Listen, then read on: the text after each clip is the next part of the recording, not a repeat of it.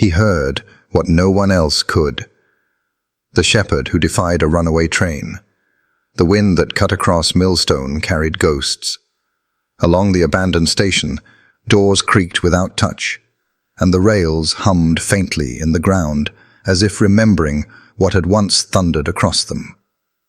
Eli didn't know the stories. He only knew his kite had slipped away, red and white paper fluttering above cracked concrete.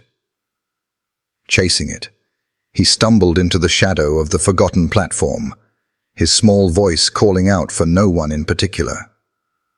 That's when the impossible happened. A freight train, brakes screaming uselessly, barreled down the long dead tracks. Smoke surged like a wave, rolling into the station. Officers swore, shouting orders no one could follow in the haze. They couldn't see the boy. They couldn't see anything at all. But Nova could hear. His ears pricked, his body stiffened, every muscle locking onto a sound no human could find. The heartbeat of a child swallowed by smoke. And then he ran. The next seconds would become legend. Sparks flying, debris scattering, a boy frozen in terror, and a shepherd charging headlong into history. Millstone was the kind of town you only noticed if you happened to leave the highway too early or too late. A handful of weather-beaten storefronts, a diner that smelled of fried onions no matter the hour, and streets that seemed to have surrendered long ago to weeds growing through their cracks. But once, not so long ago, Millstone had been a town that breathed with movement.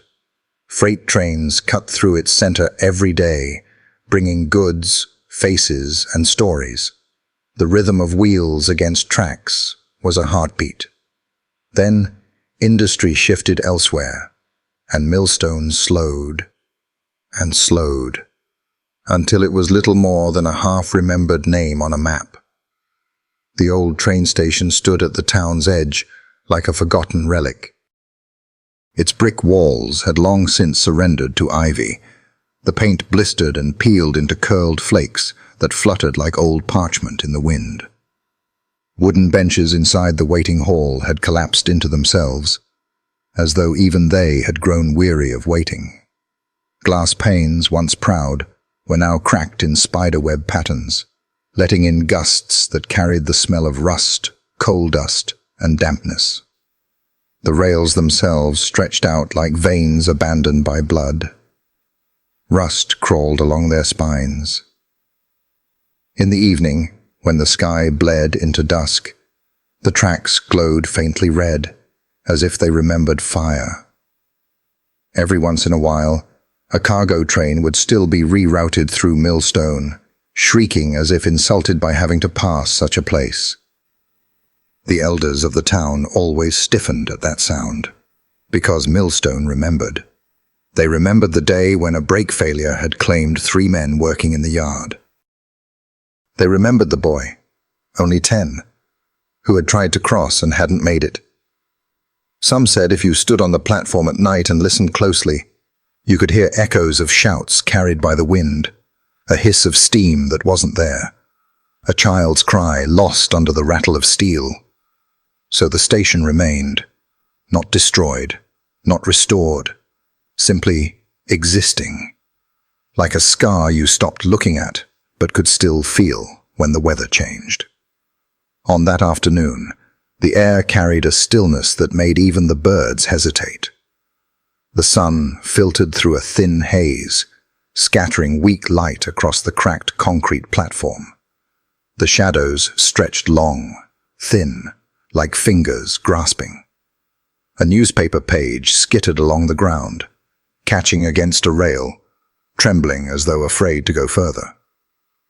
By the diner uptown, old men sat beneath a faded awning, watching the silence gather. One of them, Mr. Halverson, tapped his cane against the sidewalk. "Tracks aren't dead," he muttered, his voice like gravel dragged across stone. The others nodded, the way men do when words are less important than the memories behind them. They didn't look at the station. They didn't need to. It lived in their bones. Children rarely ventured near. Parents had spun enough ghost stories, some true, some less so, to keep them away. But every so often, one would wander close, a dare, a curiosity, or simply the strange pull of places where the world seemed thinner, more fragile. The air there felt different, like standing too close to the edge of something you couldn't see. A freight train moaned faintly somewhere far off. It wasn't coming through Millstone, not today. But the sound rippled through the air like a reminder. The elders at the diner fell quiet. One man crossed himself, though he hadn't set foot in a church in decades. Another muttered, "They should have torn it down years ago." The station remained unmoved, timeless in its decay. Cracks deepened, dust gathered, but it endured, as if waiting. For what? No one dared to guess. But the silence wasn't just emptiness. It was the kind that pressed against your chest, heavy and knowing. Somewhere, a kite tugged against its string in the wind. But the boy holding it had not yet reached the station. That part would come. For now, the rails hummed in memory, the ghosts of steel and steam whispering across the yard. And Millstone, tired and shrinking, looked away. It would not look away much longer. The wind in Millstone was playful that afternoon, carrying scents of damp earth and faint coal dust that never quite left the town. It tugged at loose shutters, rattled tin rooftops, and lifted scraps of old flyers from telephone poles. For most, it was just another restless breeze winding its way through a place that had grown too used to silence. But for Eli, it was a chance to fly his kite. The boy was 8 years old, small for his age, with a mop of dark hair that seemed forever in need of trimming.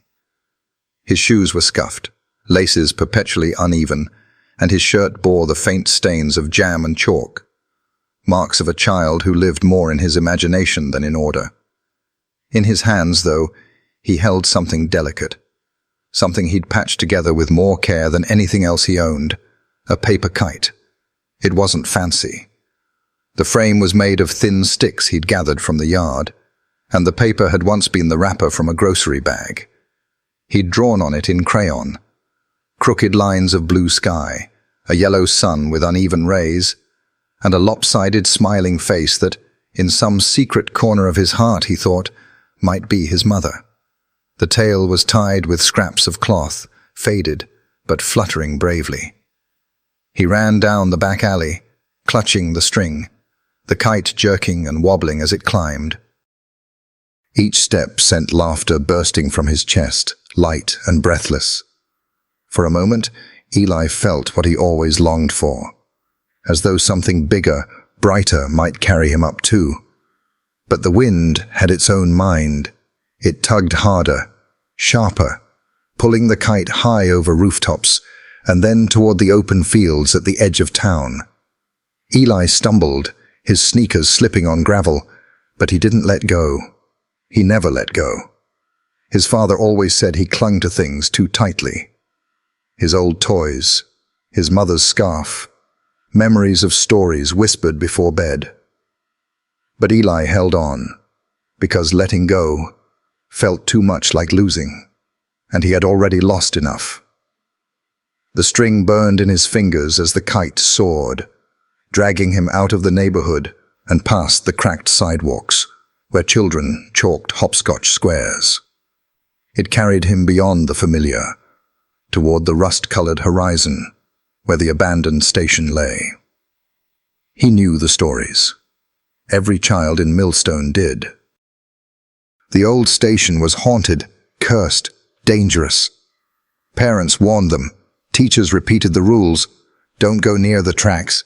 Don't go near the station. But warnings were thin paper against the pull of the wind, and Eli was too young to measure fear against curiosity. He paused once at the edge of the meadow that led toward the tracks, panting, his kite tugging frantically overhead like a wild bird desperate to flee. His chest rose and fell, his cheeks flushed. He looked back. The houses of Millstone seemed smaller already, quiet, distant. No one was calling for him. His father was still at the factory, as always. Hours swallowed by machines and overtime. His mother, well, his mother had been gone since he was 5. All that remained of her were photographs in frames and a laugh that echoed in his dreams, but nowhere else. A strange ache settled in Eli's chest. He wanted to tell someone where he was going. He wanted a hand to hold, someone to share the sight of his kite rising against the fading sun, but the street behind him was empty. The only sound was the flutter of paper wings and the whistle of the wind. So he followed. The grass grew taller as he neared the edge of the abandoned rail yard. Weeds pushed stubbornly between wooden planks, thistles clinging to his socks as he walked. The air smelled different here, metallic, sharp, as though the ground itself remembered the weight of steel and smoke. His kite dipped low, then shot up again, its tail slapping against the wind with frantic joy. Eli squinted at the station. Even in daylight, it looked like something from a forgotten dream. The peeling paint curled like old bark, the platform fractured with deep cracks. Crows perched on the roofline, their black eyes fixed on him, as if weighing his worth. The rails stretched out endlessly, and for a moment, Eli felt very small. Still, he smiled. He thought maybe his mother would have liked this, the way the sky opened wide above the tracks, the way the kite looked almost free. He whispered to himself, "Look, Mom, higher." His voice was swallowed quickly by the wind. He stepped onto the gravel near the tracks, lifting the kite string higher, chasing its pull. His sneakers slipped, stones rolling underfoot, but he steadied himself. The paper wings danced against the sky, its crooked smile looking down at him. He forgot the warnings. He forgot the whispers of ghosts. All he knew was that if he let go, the kite might fly away forever, and with it, the little piece of her that he had drawn into its face. Somewhere in the distance, a low rumble stirred, almost imperceptible. Eli tilted his head, frowning, but the sound was faint, like thunder on the other side of the mountains. He tugged the kite string tighter and laughed softly to himself. Behind him, in the town, no one yet knew where he had gone. His father's hands were blackened with grease at the factory. His classmates were playing tag in safe yards. But Eli had wandered into the silence where stories and danger waited. The kite soared, and Eli followed, step by small step, toward the forgotten station. The sun was beginning to slip lower, smearing long strokes of copper and ash across the sky, as Millstone's rail yard sank into its usual desolation. But that evening, the silence was not complete.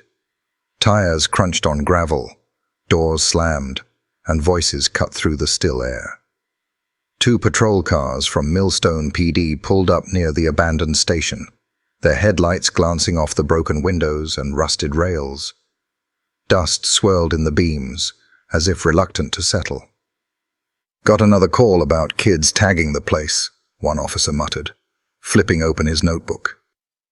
"Every week it's the same. Paint cans, broken bottles, shadows running." But this time, the station did not look like a playground for vandals. The air carried a strange weight, the kind of heaviness that made men check their holsters twice and listen for footsteps that weren't there.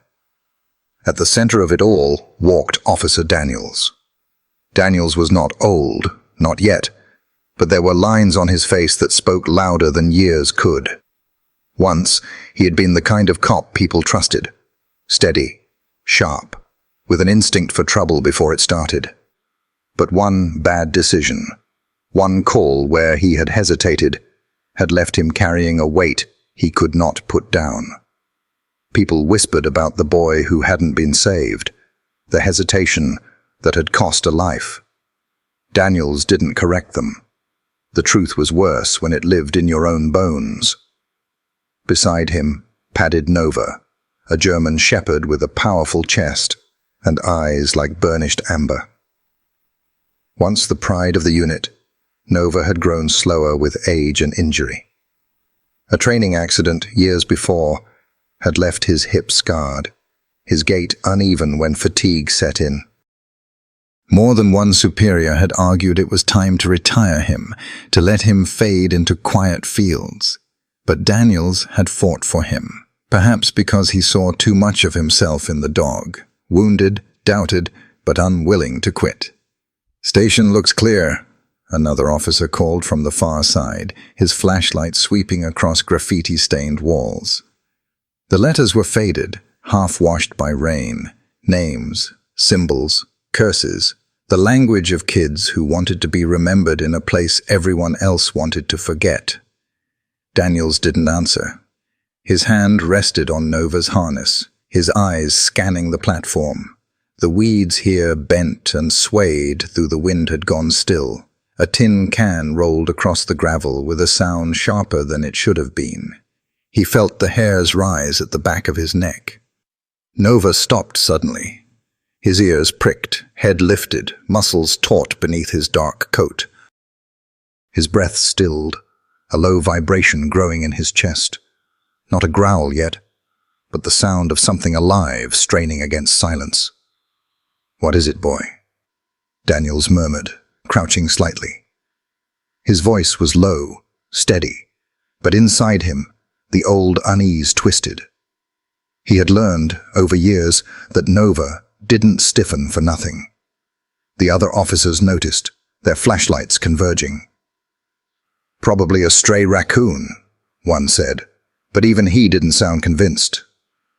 Daniel's eyes followed Nova's gaze, out past the platform, toward the rails that cut through the fading light. They stretched like veins into the horizon, swallowed by mist. Nothing moved. No figures, no vandals, no strays. Only the hush of evening. But Nova's stance did not ease. His body leaned forward, nose twitching as though catching a scent carried on a thread of air too thin for human lungs. His tail was rigid, his amber eyes unblinking. Daniels felt the knot in his chest tighten. He remembered the stories, the old accidents, the lives lost on these tracks. He had always dismissed them as the embellishments of age, men turning tragedy into ghost tales. But now, with Nova locked on something unseen, Daniels wasn't so sure. The wind rose suddenly, sharp and cold, dragging dust across the yard. It rattled through broken glass, carrying a whistle that could have been mistaken for something else. Daniels squinted into the twilight. For just a second, he thought he saw movement. A flicker of small limbs darting between weeds, a flash of color like paper fluttering. But it vanished as quickly as it appeared. "Daniels!" one officer called, breaking the spell. "We doing another sweep?" He straightened, his hand never leaving Nova's harness. "Yeah, but keep your eyes open. Something's off tonight." They moved together along the platform, boots crunching, beams of light cutting shadows into sharper shapes. The graffiti glowed pale, the cracks in the stone yawning like scars. And all the while, Nova moved tense and silent, every step measured, his ears swiveling toward some sound none of them could hear. For Daniels, it was a familiar dread, the knowledge that the world could change in a breath. That danger didn't always announce itself with sirens or shouts. Sometimes it came quietly, curling like smoke, seen first by a dog with ears tuned to frequencies of fear. At the far end of the platform, Daniels paused. He looked down the rails again, long and rust-bitten. The mist was thicker now, rising off the fields. For a moment, it seemed the tracks themselves were trembling, humming faintly. He blinked, telling himself it was only memory, nerves, or the cold settling in his bones. But Nova didn't blink. Nova stood rigid, staring into the distance, the low rumble in his chest deepening. And though no one else could name it, Daniels felt the truth pressing against him like the weight of storm air. Something was coming. Not vandals, not strays. Something heavier, faster, and merciless. He tightened his grip on Nova's harness, his voice barely above a whisper. "I trust you, boy. Whatever it is, we'll face it." The shadows thickened around them, the wind whistling through broken panes. And in the silence between heartbeats, the forgotten station seemed to breathe again. The freight yard outside Millstone was meant to be quiet that evening. The line hadn't been in regular service for years, relegated mostly to the forgotten schedules of scrap runs. Rusted engines and battered freight cars waited there like skeletal remains of an industry that had abandoned the town. The air smelled of oil and iron, thick enough to stick in a man's throat. Inside the lead engine of Train 47B, 2 engineers prepared for a routine haul. 47 cars stacked with stripped metal, junked machinery, and lumber, destined for a smelter 3 counties over. Nothing about the job carried urgency. Nothing about it promised danger. "Brakes are touchy on these old rigs," muttered Harlan Briggs, the senior engineer. He was a broad-shouldered man, with years of diesel and grease in his lungs. He adjusted the worn cap on his head and tapped a calloused finger against the console, as if that might remind it who was in charge. "We'll ease her out, steady on the downgrade." His partner, a younger man named Miller, gave a half nod. He was new to this line, still carrying the nervous energy of someone who hadn't learned how quickly machines could turn on you. "Copy that. Air pressure looks good. We're set to roll." The engine groaned to life, coughing smoke into the twilight. The cars clanked and shuddered, chains rattling as the load shifted. Slowly, the train began to crawl forward, wheels screeching in protest before catching rhythm on the tracks. For a time, everything seemed ordinary. The engine pushed against the weight, dragging the cars into reluctant motion. The men spoke little, listening to the steady heartbeat of steel on steel. But then, as they cleared the yard and began the long descent that wound toward Millstone, something shifted. Harlan felt it first. A tremor through the floorboards, subtle at first, then heavier. He frowned, leaning into the console, eyes narrowing at the gauges. The needle on the brake line pressure twitched, dipped, then held. He tapped the dial. "Pressure's bouncing," he muttered. Miller leaned closer. "Think it's the gauge?" Before Harlan could answer, the train lurched. The engine surged forward, pulling the cars into a sudden, unnatural acceleration. Metals screamed as couplings strained, and the sound shot up their spines like electricity. "Jesus!" Harlan barked, slamming the brake lever down.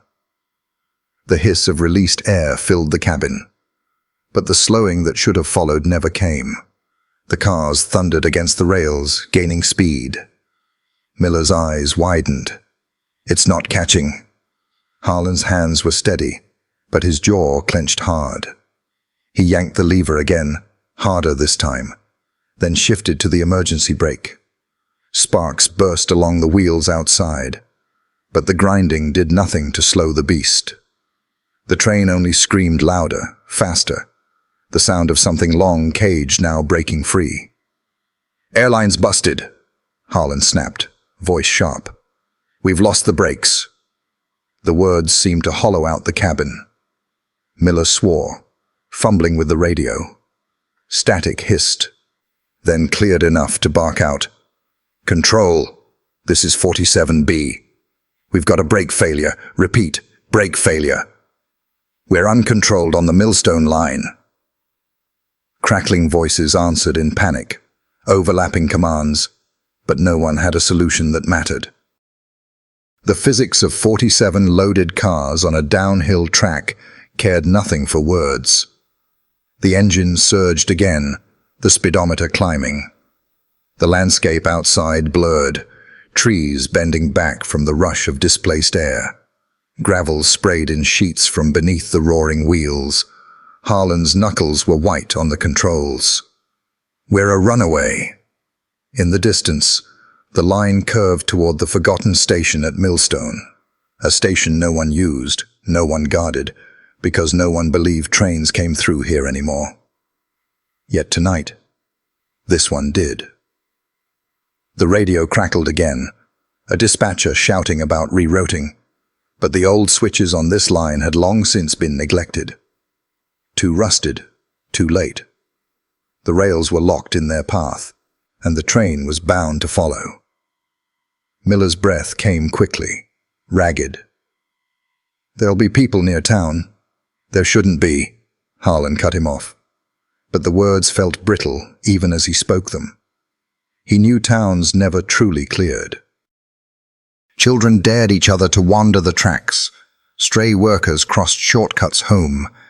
And the station carried its own kind of gravity. The sound grew unbearable, steel howling, axles hammering. The engine rattled like it might tear itself apart. Sparks flew from undercarriages, hot enough to sting through the open cabin window. Harlan forced his voice steady, though he felt the weight of every second. "We ride it out. Keep the horn on full. God help anyone in our path."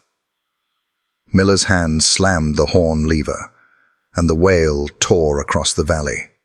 A long, desperate cry that clawed at the sky. Birds erupted from trees, scattering in black clouds. Dogs howled in distant yards. The freight train had become something else entirely now. Not a machine, but a beast of steel, breathless, blind, and merciless. Each second, it devoured distance. A predator, bound to rails, it could not leave. In Millstone, the ground began to tremble. And at the abandoned station, where weeds grew high and shadows stretched long, a paper kite fluttered helplessly in the wind. The scream of the horn ripped across the valley again, so loud it seemed to shake the sky itself. Windows rattled in Millstone, and those who lived close to the old tracks stepped out of their porches in confusion, shielding their eyes against the last light of dusk. A sound like that hadn't been heard in years. Not so long, not so desperate. By the abandoned station, the air was already changing. The freight's steel lungs bellowed out smoke so thick it poured through the rails like a storm cloud, dragging itself across the earth. It rose fast, swirling in the dying light, turning gold to ash. The once clear view of the fields disappeared in moments, swallowed in a choking fog that tasted of coal and rust. The first officers on scene staggered back, coughing. Their radios buzzed with overlapping voices, dispatch shouting, other units asking for confirmation, fragments of panic slicing through static. "Control, this is Unit 12.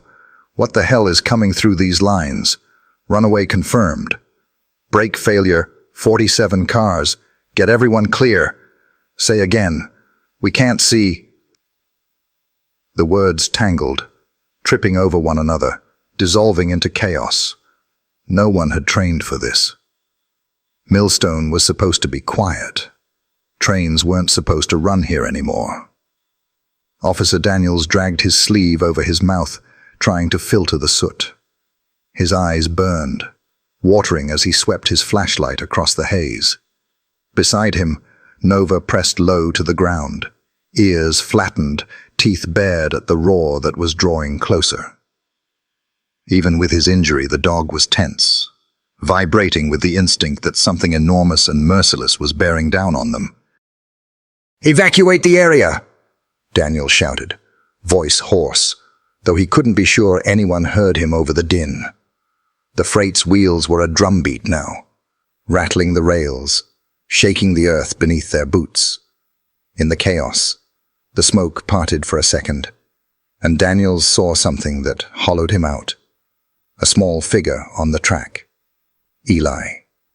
The boy stood frozen, a fragile silhouette against the boiling haze, clutching the string of his paper kite like it was the only solid thing in the world.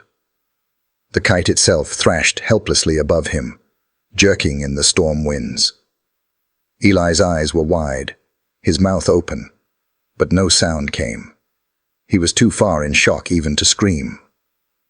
"God Almighty," one officer muttered, stumbling forward. But the smoke thickened again, swallowing the boy from sight. Daniel's chest tightened. He could feel the rails humming, a vibration crawling up through his boots into his bones. The train was close, far too close.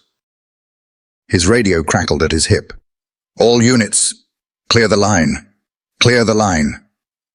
But what did that mean for the child trapped in the center of it? He broke into a run, Nova surging at his side. The smoke clawed at his lungs, turning every breath into fire. Shapes loomed and vanished. The broken station sign, the jagged edge of a collapsed bench, weeds bent nearly horizontal by the wind. Each step felt too slow, too heavy. "Eli!" Daniel shouted into the fog, though he had no reason to know the boy's name. It came out raw, primal, a call from some deeper instinct that told him a child was out there. No answer. The horn shrieked again, closer now, so close the sound no longer seemed separate from the air. It was inside their bodies, rattling teeth, shaking ribs. The rails ahead glowed faintly with friction, sparks leaping where wheels slammed against iron. And there, through a brief gap in the smoke, Daniel saw him again. Eli had stumbled, falling to one knee. His kite string had tangled around his wrist, binding him to the paper ghost that whipped and snapped above him. His small hands pulled at it desperately, but the knot only tightened. "Hold on, kid!" Daniels roared, charging forward. But Nova was faster. The German shepherd tore through the haze, chest low, paws pounding gravel, his bark cracking like gunfire. His amber eyes locked onto the boy, every fiber of his being pulling him forward. The air smelled of hot steel, of danger so immediate it burned, but Nova pushed harder. Eli finally screamed, a thin, piercing cry, and it cut through the chaos like a blade. The sound galvanized the officers behind them, but none could move fast enough. The boy was on the rails. The beast of metal and fire was seconds away. Daniel's radio exploded with voices. "Get him off the track! Where is he? We can't see. Oh God, it's too close." The smoke thickened again, swirling, and Eli vanished from view once more. Daniels felt the ground buck beneath him as the freight thundered closer, its bulk tearing through the earth. His heart pounded, every instinct screaming he was too late. But ahead of him, Nova barked again, the sound fierce, defiant. Somewhere inside that smoke, a boy and a dog were about to collide with fate. The roar of the runaway freight became a living thing now, a predator tearing through the valley, its horn blaring like the scream of something ancient and merciless. The air shuddered with each pulse of steel, grinding against steel. Smoke boiled over the abandoned station, rolling thick enough to blind the men who scrambled for direction. Radios hissed and barked in broken commands, but no one could see more than a few steps ahead. Officer Daniels stumbled through the haze, lungs clawing for air, his flashlight beam bouncing wildly across walls of grey. He could hear officers shouting, "Pull back! Clear the line!" But he couldn't turn away. Somewhere in this choking fog, a child was still on the rails. "Eli!" His voice cracked, torn raw by smoke and fear. He didn't know how he knew the boy's name. Maybe he'd heard it shouted once before by a frantic neighbor. Maybe it was just the way fate sometimes whispered things a man had no right to know. Beside him, Nova froze. The German shepherd stiffened so suddenly that Daniels nearly tripped over him. His ears shot forward, straining against the sound of chaos. His nose lifted, testing the currents of smoke, his body trembling with that strange electricity that only dogs seem to possess. As if his senses had tuned into a frequency the rest of the world had forgotten. "Nova, heel!" Daniels commanded, instinctive, sharp. His training told him to keep control. A canine unit had to follow orders. That was the only way man and animal survived together. But Nova did not heel. Instead, his muscles coiled. Daniels could feel it in the taut line of the leash, the quiver of restrained power. Nova's chest expanded, ears twitching towards something deep in the fog, something Daniels could not hear, could not smell, but that his partner knew was there. "Nova!" Daniels barked again, his own voice nearly swallowed by the shriek of the horn. But even as the word left his mouth, he felt the leash tear from his grip. The dog bolted. One moment he was beside him, the next he was gone, a dark streak vanishing into the wall of smoke. Gravel flew from under his paws, his bark exploding through the fog like a flare fired into the night. Daniel's heart stopped. Years of training screamed at him to call the dog back, to regain control, to not lose him in chaos. But another part of him, the part that remembered every time Nova had sensed danger before any human could, whispered something else. Trust him. He stood frozen, torn between instinct and surrender, the leash dangling useless from his hand. His chest rose and fell in ragged bursts. The ground shook harder now. The train was nearly there, its roar rolling like thunder right over them. He could feel it in his ribs, rattling his teeth. And then, faint but undeniable, through the cacophony, a cry, a child's cry, high, thin, desperate. Somewhere ahead, beyond the veil of smoke, Eli was still alive, still fighting, still trapped. Daniel's eyes stung as he pushed forward, but it wasn't his flashlight that guided him. It was the sound of Nova's barking, steady and fierce, calling him like a beacon.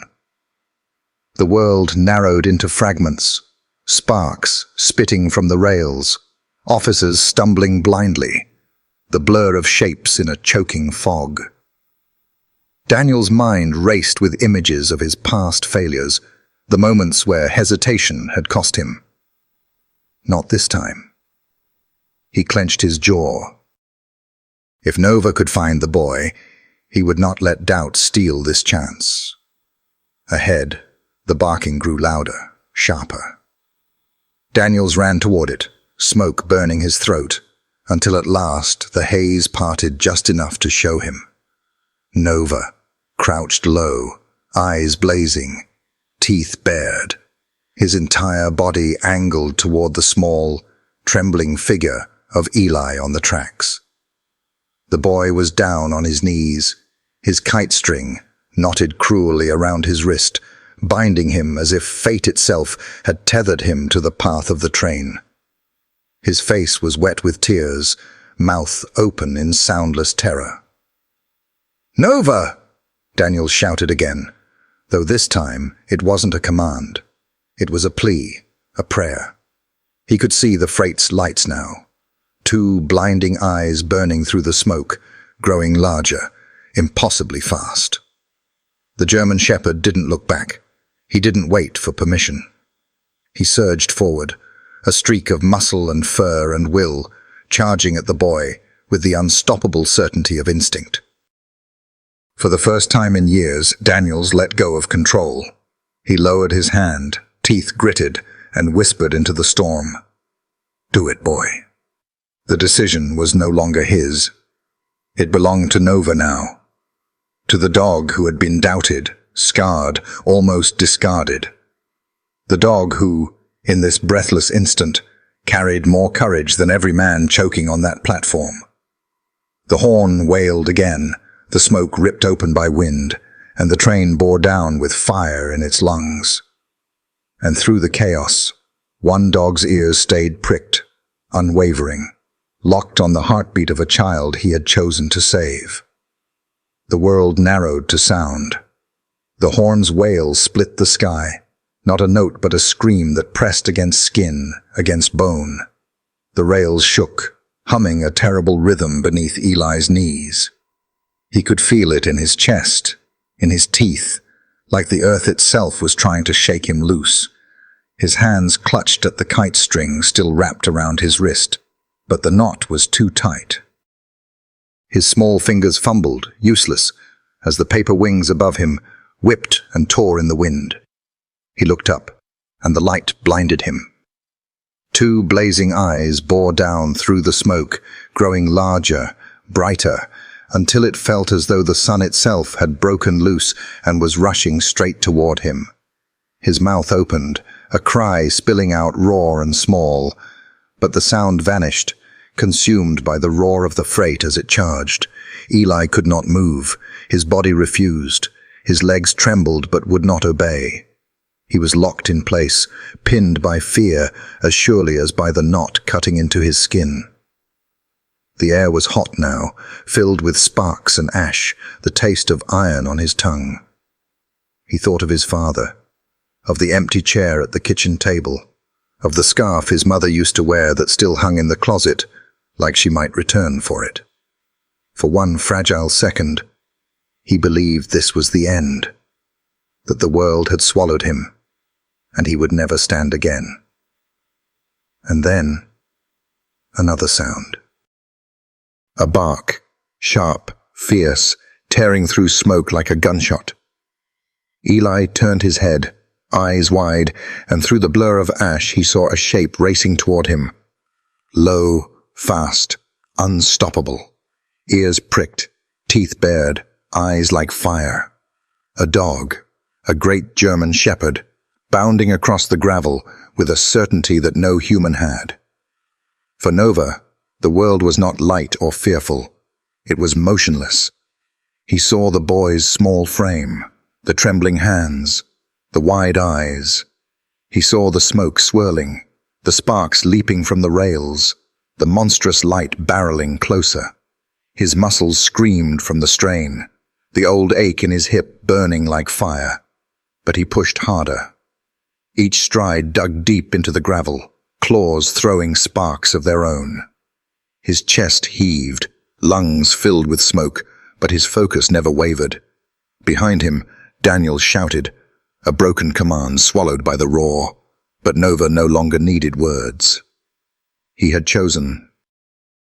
The rails thundered louder, so close now that the ground itself seemed to tilt. The train's shadow loomed in the haze, its steel body slamming forward with the force of a storm. Eli's eyes locked with Nova's for the briefest second. The boy saw not just an animal, but something larger, something ancient and unyielding. Loyalty made flesh, barreling straight for him. In that instant, some part of him, deep and wordless, understood. I am not alone. Nova's ears cut forward, catching the pitch of the freight's scream. His heart beat steady, his body a coiled spring. Time bent around him, the space between strides stretching into eternity.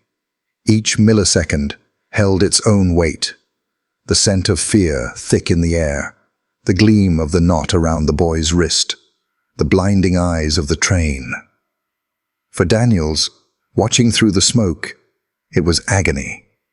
He could see both, the child paralyzed on the rails, and the dog sprinting with every ounce of himself. His instinct screamed at him to act, to lunge, to save them both, but he knew, with a clarity that cut like glass, that there was no time. This was not his moment to claim. It belonged to Nova. The distance closed. 40 feet. The boy is still frozen. 30 feet. Sparks, raining like fireflies. 20. The train's horn is a death knell. Eli whimpered, covering his face with his arms, bracing for the end. The kite tugged once more against his wrist, as though it too knew what was coming. 10 feet, and Nova leapt. His body rose from the gravel, fur catching the glow of steel fire. A blur of muscle and willpower launched into the air. His ears stayed locked forward, every nerve alive, every heartbeat screaming one command. Get him down. Get him safe. The last thing Eli saw before the world erupted was that dog, flying toward him, eyes burning with the light of something stronger than fear. Milliseconds stretched thin, suspended on the edge of collision. The rails shook. The horn split the air, and 2 lives, one small, one scarred, both bound by fate, were about to collide with destiny. The air split with the roar of steel. Nova's body collided with Eli in an explosion of muscle and force, the impact knocking the boy off his knees and driving him hard into the gravel. Eli's breath burst from his chest in a startled cry as he tumbled, the kite string still biting into his wrist. But his small frame was no longer squarely on the rails. He landed sideways, the sharp sting of stone cutting through his skin, and before he could even comprehend what had happened, Nova was there, a wall of fur and strength pressing him down. The freight screamed past at that exact instant. The first blur of cars exploded in a howl of metal and sparks. Heat blasted across them, carrying with it shards of debris that stung like fireflies, turning into knives. The wheels shrieked against the rails, spitting a rain of orange sparks that lit the smoke into a storm of fire. Eli's eyes widened, his ears filled with the deafening thunder. He tried to cry out, but Nova's chest pressed firm against him, the dog's weight anchoring him against the storm. He could feel Nova's heartbeat, fierce, steady, a rhythm that drowned out the chaos. The boy twisted, terrified, but then saw it. Nova's head turned toward the train, teeth bared, ears flat, body shielding him completely. The shepherd did not flinch. Every time a chunk of debris flew from the rails, it struck Nova first. Every time the sparks flared, it was his fur that caught them. Eli was wrapped beneath him in a cocoon of living courage. The world became fragments, the thunder of wheels hammering against earth, the blinding strobe of sparks, bright as lightning, the taste of dust and hot iron filling every breath. The boy's tiny fingers clutching desperately into the thick ruff of Nova's neck. For Daniels, racing through the haze just yards behind, the sight froze him mid-stride. He saw the dog hit the boy, saw them tumble, and then the storm of freight consuming everything around them. For one horrifying instant, he thought they'd been swallowed. His hand lifted as if to reach them, though he knew he was too far. All he could do was watch, helpless, his chest burning with dread and awe. The horn blared again, so close it felt like it was inside their lungs. Gravel flew, skittering in showers. The cars blurred into one long, endless serpent of rust and shadow. Unbroken, unstoppable. It seemed to go on forever, a parade of steel carrying its own fury. Nova didn't move. His body curled tighter around Eli, his front legs braced on either side of the boy's shoulders, his chest pressed firm across Eli's back. He lowered his head, not in fear, but in calculation, shielding the child's face with his own body. His eyes burned against the storm, unyielding, as if daring the train to come closer. Eli clung to him, burying his face in the thick fur of Nova's neck. The smell of smoke and dog hair filled his nose, grounding him against the chaos. Tears spilled hot down his cheeks. But beneath it all, he felt something stronger than fear. Safety. The seconds stretched unbearably. The freight roared on, each car bringing new waves of heat and sparks, each wheel hammering the ground like a drumbeat of doom. The station around them seemed to shudder with every passing carriage. Windows rattled, glass cracked, weeds flattened against the gale. Dust rose in choking clouds, whirling around them, painting the scene in shades of gray and orange. Officers shouted from somewhere distant, their words lost, their figures swallowed by haze. The radios on their belts screamed with static and broken cries. None of it mattered. There was only this space, this sliver of earth where a boy and a dog clung to one another as the world roared past. Finally, mercifully, the freight's final cars screamed by, the roar fading into a receding thunder. The last sparks spat against the rails, the last gusts of wind flung grit into their skin. And then, silence. Not complete silence. The ground still trembled faintly, echoes still rolled in the distance. But enough. Enough to know the danger had passed. Eli's small hands loosened their death grip in Nova's fur. He turned his face slowly, daring to peek over the shepherd's shoulder. The air still swirled with dust, but the blazing lights of the train had vanished down the line.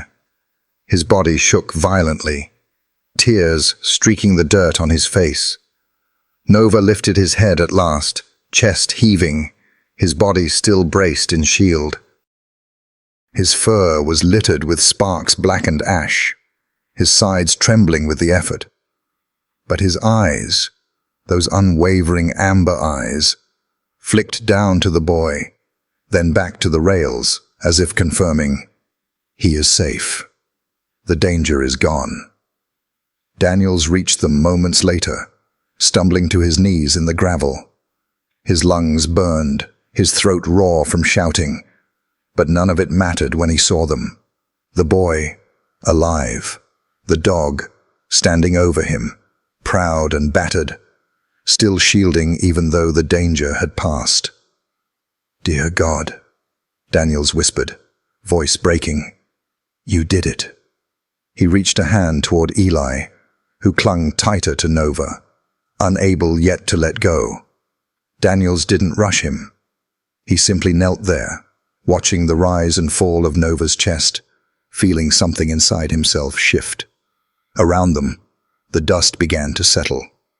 Officers emerged from the haze, their flashlights cutting beams through the fading smoke. Every face was pale, stunned, eyes fixed on the impossible sight before them. A child alive where no child should have survived, protected by a dog who had stood between him and death. Eli finally found his voice, broken and small. He whispered into Nova's fur, words trembling but clear enough for Daniels to hear. "You saved me." Nova's ears flicked, his head dipping slightly as though he understood. His weight stayed firm over the boy until Eli loosened his grip and dared to breathe again.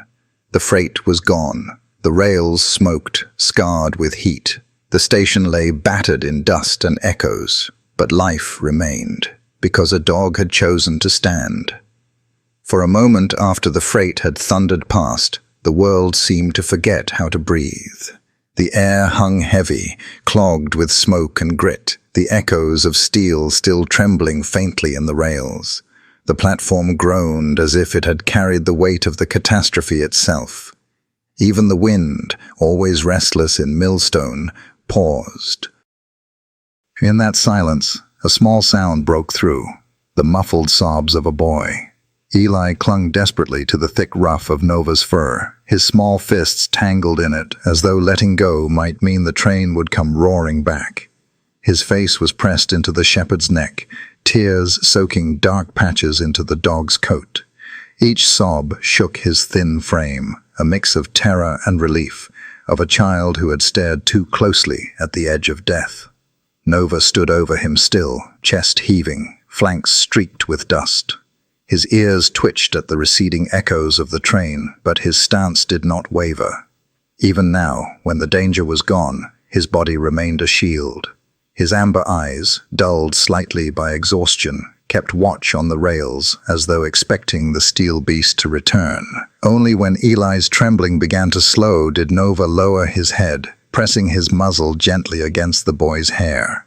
The gesture was quiet, instinctive, but in that hush it carried the weight of a vow. "You are safe. I am here." High above, bolted crookedly to the broken arch of the station's wall, an old surveillance camera flickered to life. No one had noticed it before, not even the officers who had scoured the place for vandals. It had been installed years ago, back when Millstone still cared enough to monitor the rails. For months, maybe years, it had lain dormant, its red light dead. But now, as if stirred by the storm itself, the lens glowed faintly. The motor whirred, shaky, struggling against years of rust. But it managed to turn just enough to frame the scene below. A boy crumpled in the gravel, his arms wrapped around a battered dog who had shielded him from death. The feed was grainy, dust-clouded, but it captured everything. The boy's sobs, the shepherd's stance, the way sparks still glowed faintly on the rails. And though no one knew it yet, that camera would soon tell the world what had happened in Millstone. Boots crunched on gravel, hesitant at first. The other officers emerged from the fog, like figures from a half-forgotten dream. Flashlights bobbed uncertainly, their beams cutting pale tunnels through the smoke. One by one, their voices faltered and died as they caught sight of the scene before them. No one spoke. They saw Eli, alive when he should not have been.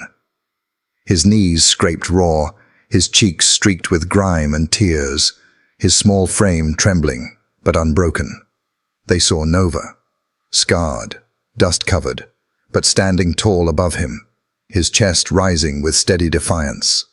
And for a heartbeat, every man there understood they were witnessing something rare, something that slipped past reason and lived only in the language of courage. Daniel stumbled forward, his throat tight. He dropped to one knee beside them, reaching out a trembling hand to rest against Nova's shoulder. The dog's fur was hot, damp with sweat and dust, muscles quivering with fatigue.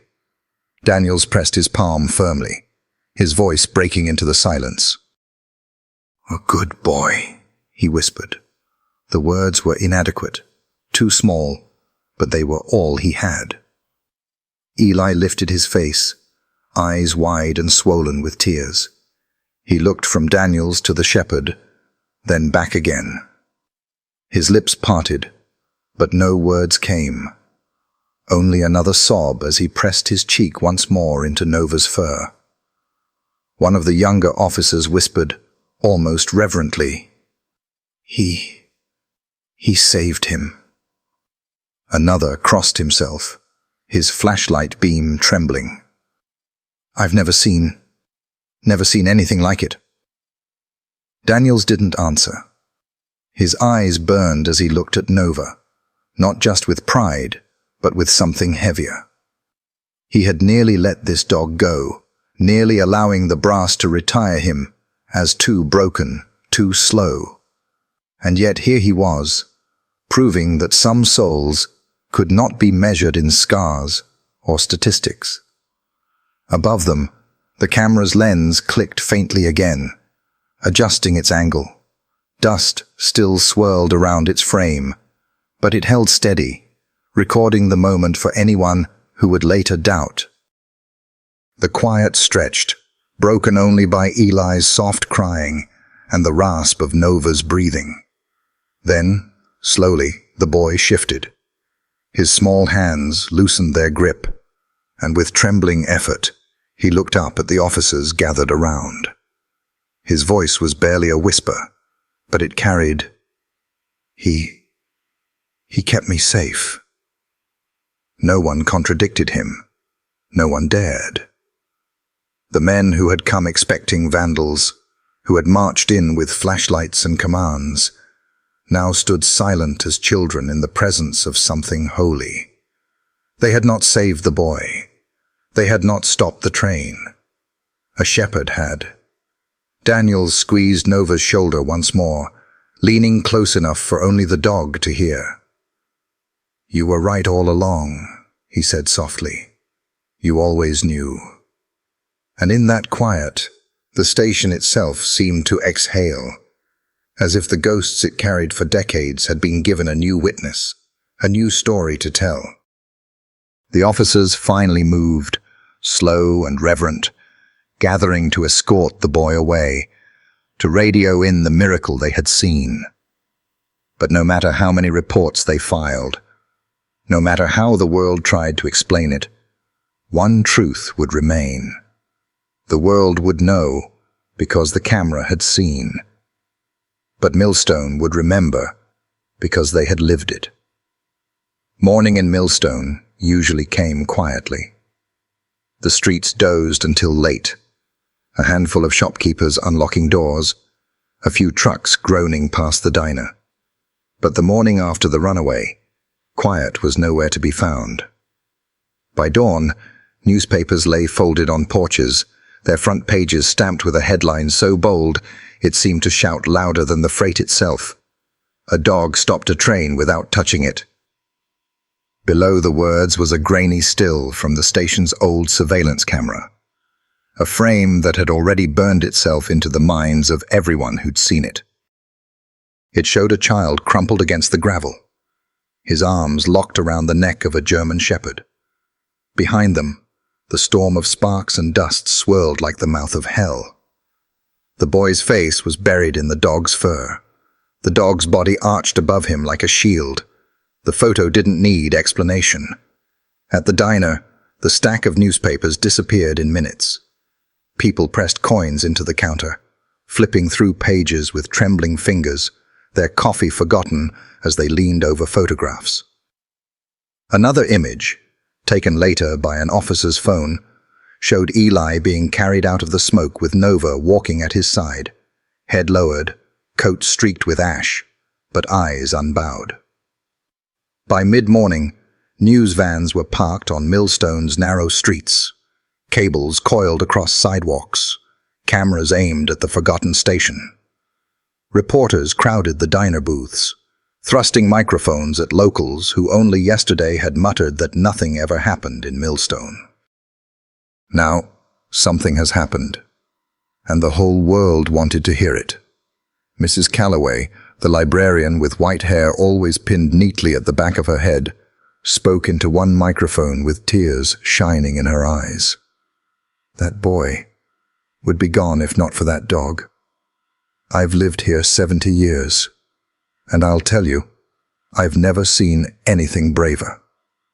At the gas station, Mr. Halverson, who only days ago had muttered that the rails weren't dead, puffed on his pipe and told a younger reporter, "People don't understand what these animals are. They ain't machines you just retire when they limp." That shepherd, he knew. He knew before any of us. The story swept through radios and televisions, spinning outward from Millstone like sparks on the rails. Local channels ran the headline, then regional ones. By evening, national anchors were repeating the words, their voices grave, their faces awed. A dog stopped a train without touching it. At schoolyards, children whispered the story to one another, mimicking the sound of the horn, the bark that cut through the smoke. In workplaces, men and women leaned across counters to share clippings, their own daily burdens forgotten for a moment in the shadow of something larger. And at the heart of it all, Nova became more than a dog. He became a symbol. Reporters swarmed the small police station, asking for interviews with Officer Daniels. He kept his answers brief, his eyes lingering on the shepherd at his side. "I didn't save that boy," he said simply. "Nova did. He made the call. He carried the weight." The camera lights caught the lines on Daniel's face, the fatigue, the burden he'd carried for years. But they also caught something else. Pride, a quiet, stubborn pride that softened the weight of guilt he'd worn so long. And then there was Eli. The boy, still shaken, still carrying bandages on his knees, was photographed in his father's arms outside their small house. Reporters asked him what he remembered. Eli's voice was thin, shy, but steady enough. "He jumped on me. He didn't let go. He made the train." His hand clung tightly to the fur at Nova's neck as he spoke, refusing to loosen. The image of the child and the shepherd spread faster than any headline. It struck chords too deep for analysis, too universal for politics.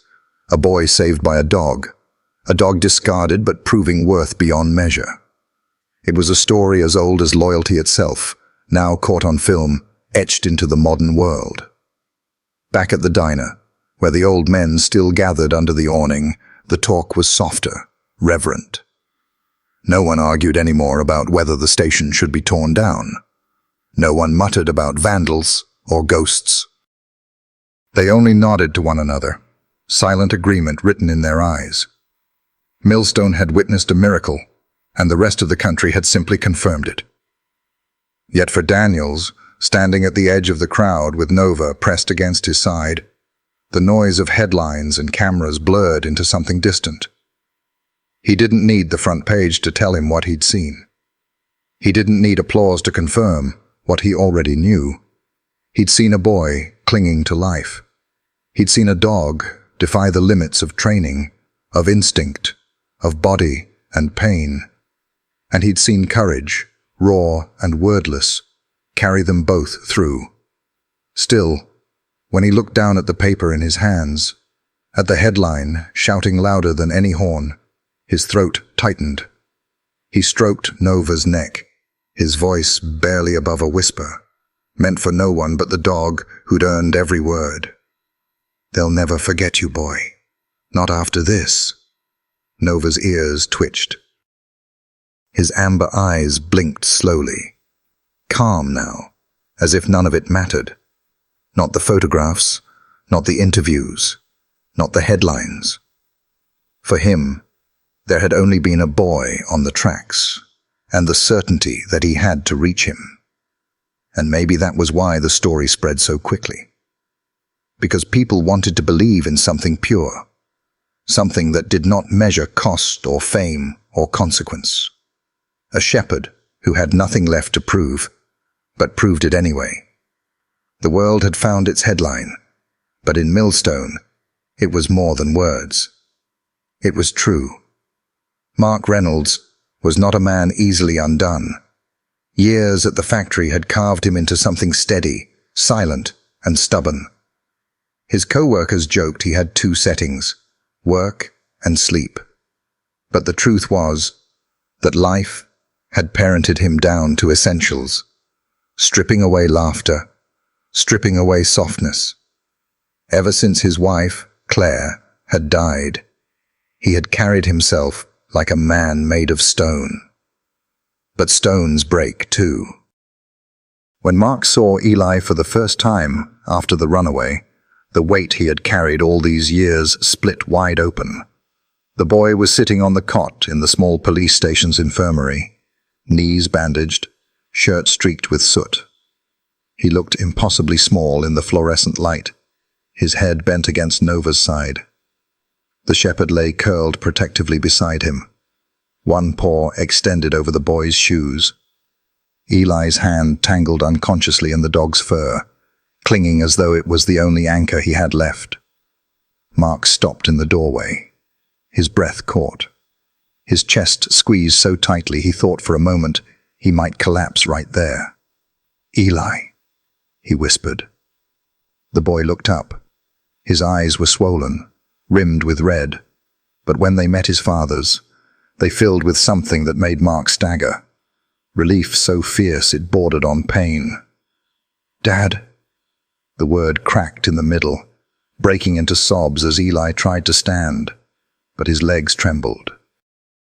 Mark closed the distance in 3 steps, falling to his knees before the cot.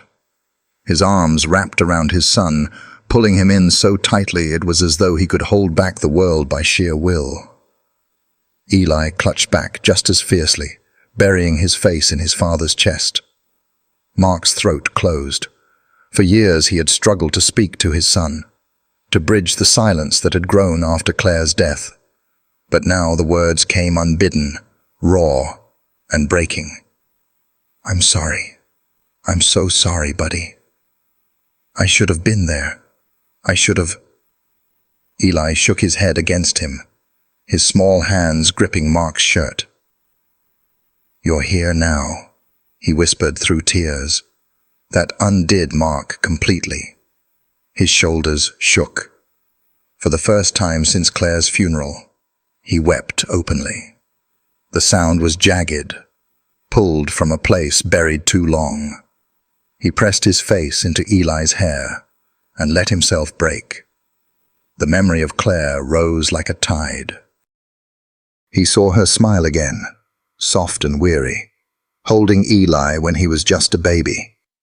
He remembered the hospital room where machines beeped and where hope had slowly drained away, leaving him with nothing but silence.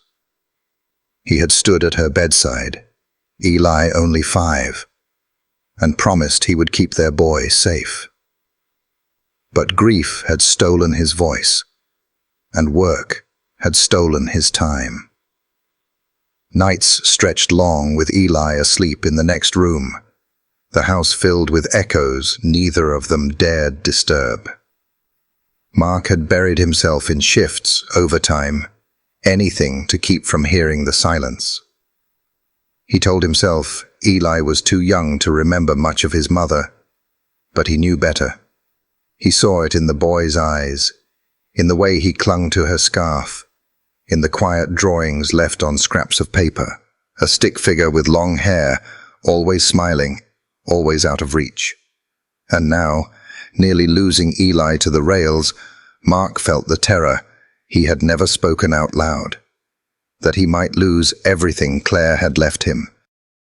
He pulled back just enough to look at his son. Eli's face was blotched with tears, his lashes spiked, but his eyes, those were Claire's eyes. Wide, brown, filled with a gentleness Mark had never been able to carry on his own. "I can't lose you," Mark whispered. "Not you too." Eli shook his head again, sniffling. His small hand reached down, gripping the fur at Nova's shoulder. The shepherd had not moved, had not flinched, even as father and son clung to each other. His steady gaze flicked between them, calm, grounding, as though he knew this reunion was fragile, something that could collapse without him there to steady it. Mark followed his son's gesture, his tear-blurred eyes landing on Nova. For the first time, he really saw the dog, the ash in his fur, the scratches along his side, the weight of exhaustion in his chest. Yet even so, the shepherd stood vigilant, his body pressed against Eli's like a living wall. The man's throat tightened again, but this time not from grief. It was gratitude, raw, humbling gratitude that words could not hold. He reached out, his hand trembling, and laid it gently on Nova's head. "Thank you," he said hoarsely. His voice cracked on the words. You gave me back my boy." Nova blinked slowly, his ears twitching once. He lowered his head slightly under the weight of Mark's palm, accepting the touch, but never shifting from his post. At that moment, Mark understood something he hadn't before.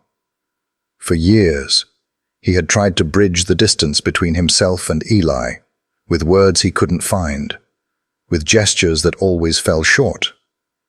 But Nova had done it in a single leap, in a single act of unflinching courage. The dog had become the bond they could both hold on to. A bridge built not of language or promises, but of loyalty, of trust, carved in fire and smoke. Mark pulled Eli close again, resting his forehead against his son's. His voice was steadier now, though still hushed. "We'll be okay," he said. "I swear it. We'll find a way. Together." Eli nodded, his grip still tangled in Nova's fur. The boy, the father, the shepherd. 3 broken pieces, finding a way to fit together again. Outside, cameras still flashed, headlines still spread. But inside the quiet room, the miracle wasn't in the papers. It was here, in a father's tears, a child's embrace, and a dog who had given them back to each other. The police station had finally quieted. Reporters had been pushed back behind barricades, interviews postponed, the endless chatter of radios lowered to a muted hum. In the far corner of the canine wing, the world felt smaller, quieter, as though the storm outside couldn't quite reach in. Officer Daniels sat on a wooden bench that creaked beneath his weight, his shoulders slumped, his hands hanging between his knees. His uniform still smelled of smoke and iron, the grit of the station yard clinging to his boots. Hours had passed since the runaway, but the adrenaline that had once carried him had drained, leaving only the ache of exhaustion. At his feet, Nova lay curled, chest rising and falling with slow, heavy breaths. His fur was still streaked with soot, and the old limp in his hip showed more plainly now, each movement stiff with pain. Yet even in sleep, his ears twitched at every sound. Daniels leaned back against the wall, staring at the cracks in the plaster above him. His thoughts, though, weren't on plaster or headlines. They drifted backward to years of memories that weighed as heavy as the badge on his chest. There had been a time, not so long ago, when Daniels had believed he was finished. One mistake, one hesitation during a call, and a boy had been lost. It hadn't mattered how many times his captain told him no one could have changed it. It hadn't mattered that others tried to spread the blame across the chaos of that night. For Daniels, the weight of that single failure lived inside him like a stone lodged in his chest. And Nova. Nova had nearly been taken from him too. He remembered the day the brass called him into the office, papers already drawn up, their words clipped and clinical. The shepherd's hip is compromised. He's not fit for service. We'll schedule retirement paperwork. Daniels had argued, though he hadn't truly believed he'd win. He's still sharp, he'd insisted. His nose is as good as ever. He's got years left. But the supervisors had shaken their heads. Instinct doesn't stop bullets. Loyalty doesn't fix joints. Sometimes letting go is the kindest thing. Daniels had walked out with fury in his chest, but underneath it was fear.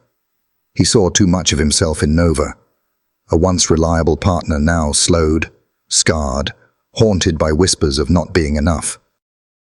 If they retired Nova, what did that mean for him? That he too was past his worth.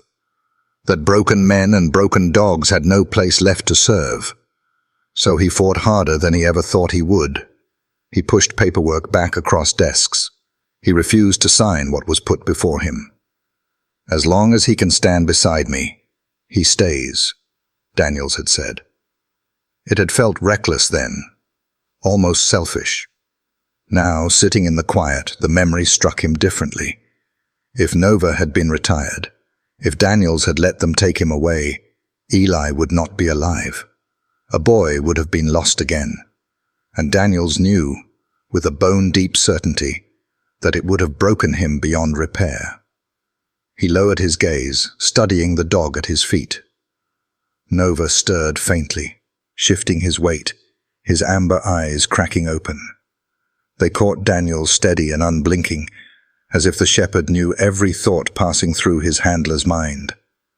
Daniel's throat tightened.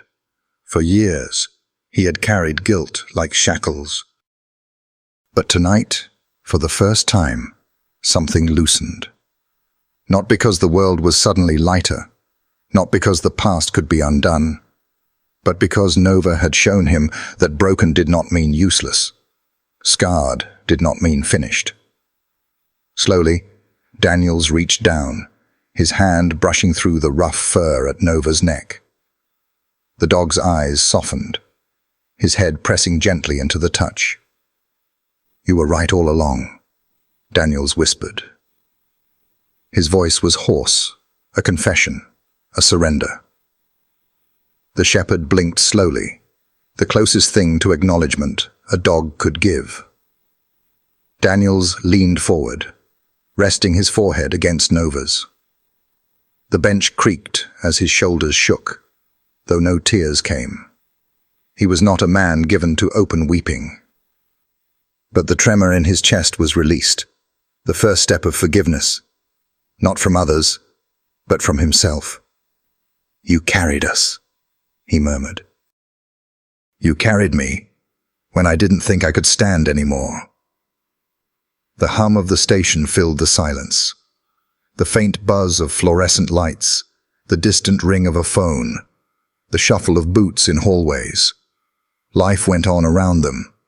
But for Daniels, time had narrowed to this one small corner, this one bond that held him steady. Nova's breathing evened again, his eyes closing, trust written in every line of his body as he leaned into his handler's presence. Daniels sat with him until the exhaustion finally took him, the weight of guilt lifting just enough to let him breathe. And in that quiet, broken man and broken dog rested together, bound by something that no paperwork could measure, no headline could capture. It was not glory that kept them alive. It was trust. And in that trust, Daniels found the burden he had carried for years begin, at last, to ease. The morning after the rescue broke soft and pale, the sky still bruised from smoke. Outside the Millstone Clinic, reporters clamored for sound bites of the miracle at the station. Inside, silence ruled. The sharp sting of antiseptic, the low hum of machines, the quiet patience of hands that had seen too much hurt. Nova stood on the exam table, though stood was generous. His legs trembled, his hips stiff from old damage worsened by the night before. Patches of fur clung with dried blood. Sparks had burned tiny holes into his chest, and every shift of weight revealed pain he never voiced. Dr. Keller, who had patched Millstone's animals for decades, moved with practiced care. His hands probed along ribs scarred long before yesterday's smoke. "Old injury," he muttered. "He's carried that a long time." Daniels stood beside him, hand fixed to Nova's collar, jaw tight against the weight of every word. The vet rotated Nova's bad leg. The shepherd flinched, but didn't pull away. Degenerative damage. Some age, some from that fall years ago. Strain last night made it worse. The memory cut Daniels raw. The slip on gravel, Nova's sharp yelp, brass declaring the shepherd finished, replaceable. But Daniels had fought to keep him, vowing, "You retire him, you retire me." Now guilt gnawed at him. Had loyalty only bought Nova years of pain? Yet without him, Eli would be gone. Contradiction pressed like iron. Keller finally leaned back, gloves snapping off. "He's tougher than most. These scars, another dog would have laid down years ago. but he's still standing. Every hero carries broken parts, officer. The trick is knowing which ones matter. Daniels looked at Nova, amber eyes steady despite pain. No resentment, no questions, only quiet certainty. I chose this. I will always choose this. The shepherd shifted, laying his head against Daniel's arm. Sunlight slipped through the door then, gilding fur marked by scars. Daniels bent close, whispering, "We'll carry it together, boy." Broken parts and all. Nova's tail brushed once against the table. Burden and blessing had become the same thing. For the town, the runaway became headlines. For Eli, it became something else, a pull he couldn't resist. Days after the rescue, his father walked him back to the station yard. Nova lifted his head the instant the boy appeared. Ears flicked forward, tail thumped faintly. Eli clutched an apple in his palm, voice trembling. "Hi, Nova." The shepherd blinked once, slow and deliberate. "I remember you." It became a ritual. Each afternoon after school, Eli asked to visit. Sometimes timidly, sometimes with urgency, but always with a weight Mark couldn't deny. Homework could wait. These visits were stitching something back together. The boy always brought something small, an apple, crust of bread, or just a story from class. Cross-legged on the floor, he'd break fruit into clumsy slices, placing them in Nova's mouth. The dog never hurried, jaws closing with gravity that made Eli feel important. Other days, he brought the old brush from home, dragging it through coarse fur with care. Nova leaned into each stroke, sighing, eyes half closed. Trust so complete, it silenced the room. But the moments that mattered most came in whispers. "Sometimes I dream about Mom," Eli murmured once. "She's smiling, but I can't hear her voice. Do you think dogs hear voices in dreams?" Nova pressed his muzzle against the boy's knee, warm breath answering better than words. Another day, Eli tucked his chin into thick fur. "Dad cries when he thinks I'm asleep. I don't tell him. I don't want him to be sadder." The shepherd shifted closer, chest firm against the boy's side, as though carrying part of the weight himself. Daniels, watching from a distance, often felt his throat tighten. Nova, nearly cast aside as broken, had become more than a canine. To Eli, he was not just a hero. He was a guardian. One evening, after sharing the last bite of his apple, Eli whispered, "You're my angel." Daniels caught the words, and in Nova's steady gaze back at him, he saw the dog understood. The headlines faded. Reporters moved on. But in a quiet corner of the station, a boy and a dog healed together.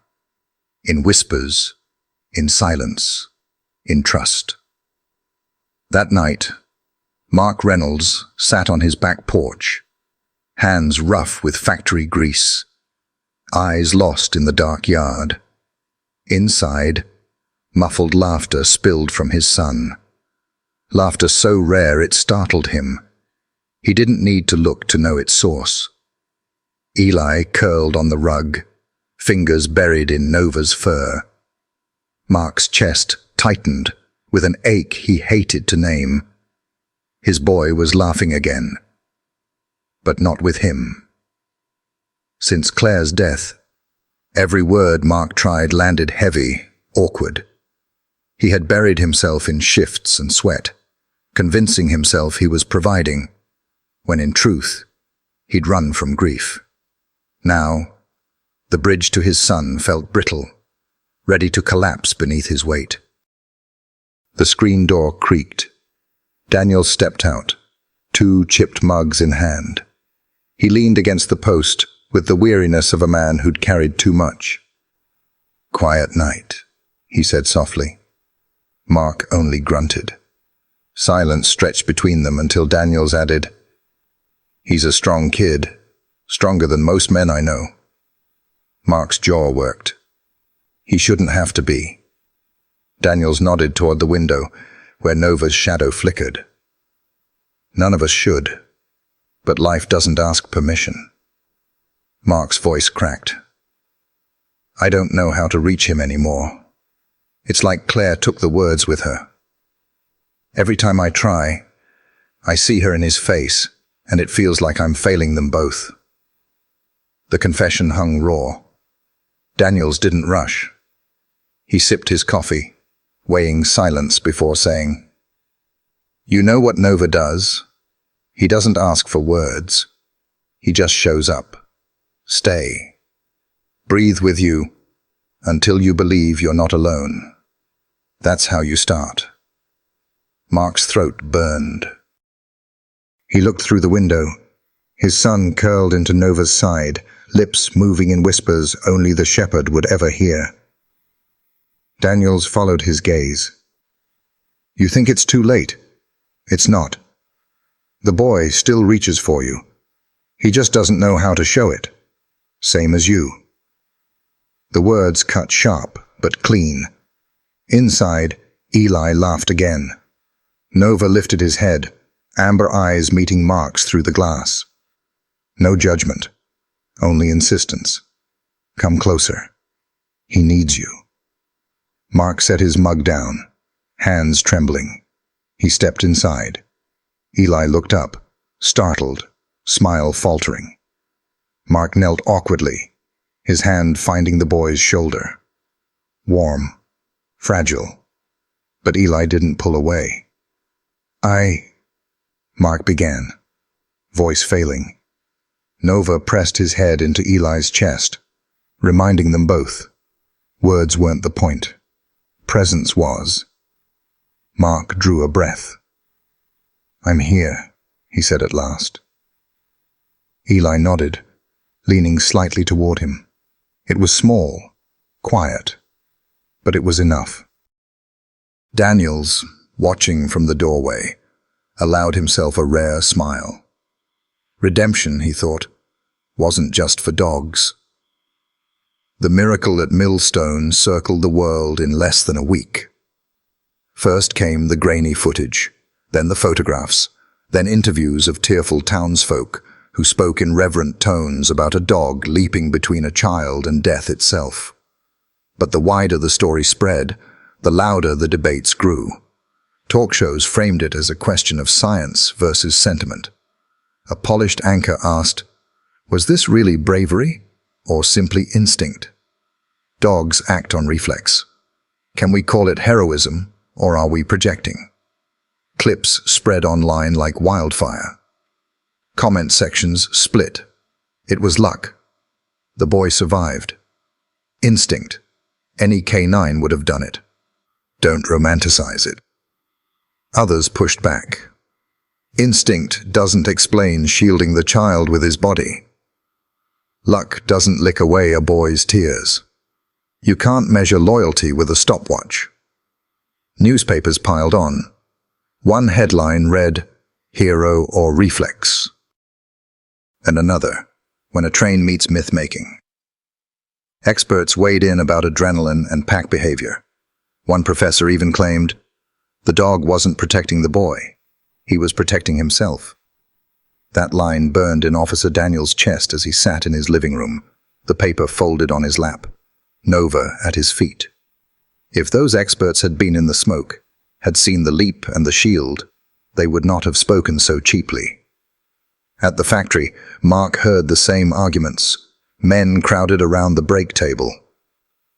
Lucky dog, that's all. No, you can see it in the video. That was no accident. People want their miracles. Mark clenched his jaw and went back to work. Because he had seen his son's arms around that shepherd's neck, had heard Eli whisper, You're my angel." Eli carried none of the doubt. Each afternoon, he brought Nova an apple or a brush at the station yard. To him, Nova wasn't a subject for debate. He was proof the world could give back what it had stolen. But the noise outside grew louder. Daniels even faced questions within his own department. "People are asking if you pushed the dog. Was this staged?" Daniels's answer was steady. No man ordered that leap. He chose. Still, the whispers persisted. The town divided, between those who needed explanations and those who accepted the mystery. At the diner, Mrs. Calloway slammed her paper down. "Let them argue all they want. That boy is alive, and that dog gave more than most men ever would. Call it instinct, call it luck.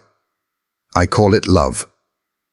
Her words spread through the room, silencing chatter. For Daniels, for Mark, for Eli, the debates didn't matter. They had lived it. Nova had heard something no one else could. He had acted when no one else dared. And in doing so, he reminded a broken town, and perhaps a broken world, that not everything needs explaining to be real. But the miracle hadn't erased scars. That night, the house was heavy with silence. Mark lay awake, shadows shifting across his ceiling. Down the hall, Eli tossed beneath his blanket, breath quick and uneven. The dream had returned. Tracks stretched forever beneath his feet, humming. The paper kite tugged at his wrist, dragging him forward. Then the light, merciless, blinding. The horn split the air. His legs rooted to the rails.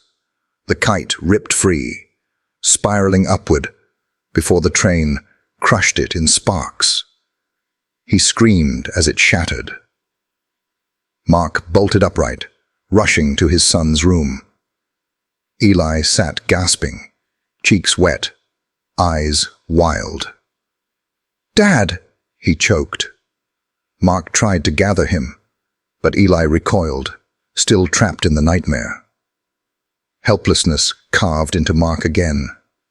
Then came the scrape of claws on the floor. Nova padded in, head low, amber eyes sharp. Without hesitation, he placed his paws on the mattress and pressed close. Eli collapsed into him, sobbing into the shepherd's chest. Nova lowered his head, nudging gently, then curled around the boy, breathing slow and steady until Eli's trembling eased. Mark sat frozen, watching as the terror melted under the weight of a dog's presence. Nova's paw anchored the boy like a silent vow. Therapy without words, Mark thought. Comfort no counselor or medicine could give. Eli's sobs dwindled into sleep. Still, he clung to Nova, who lay vigilant, eyes half open, guarding the room. Mark buried his face in his hands, tears coming hard.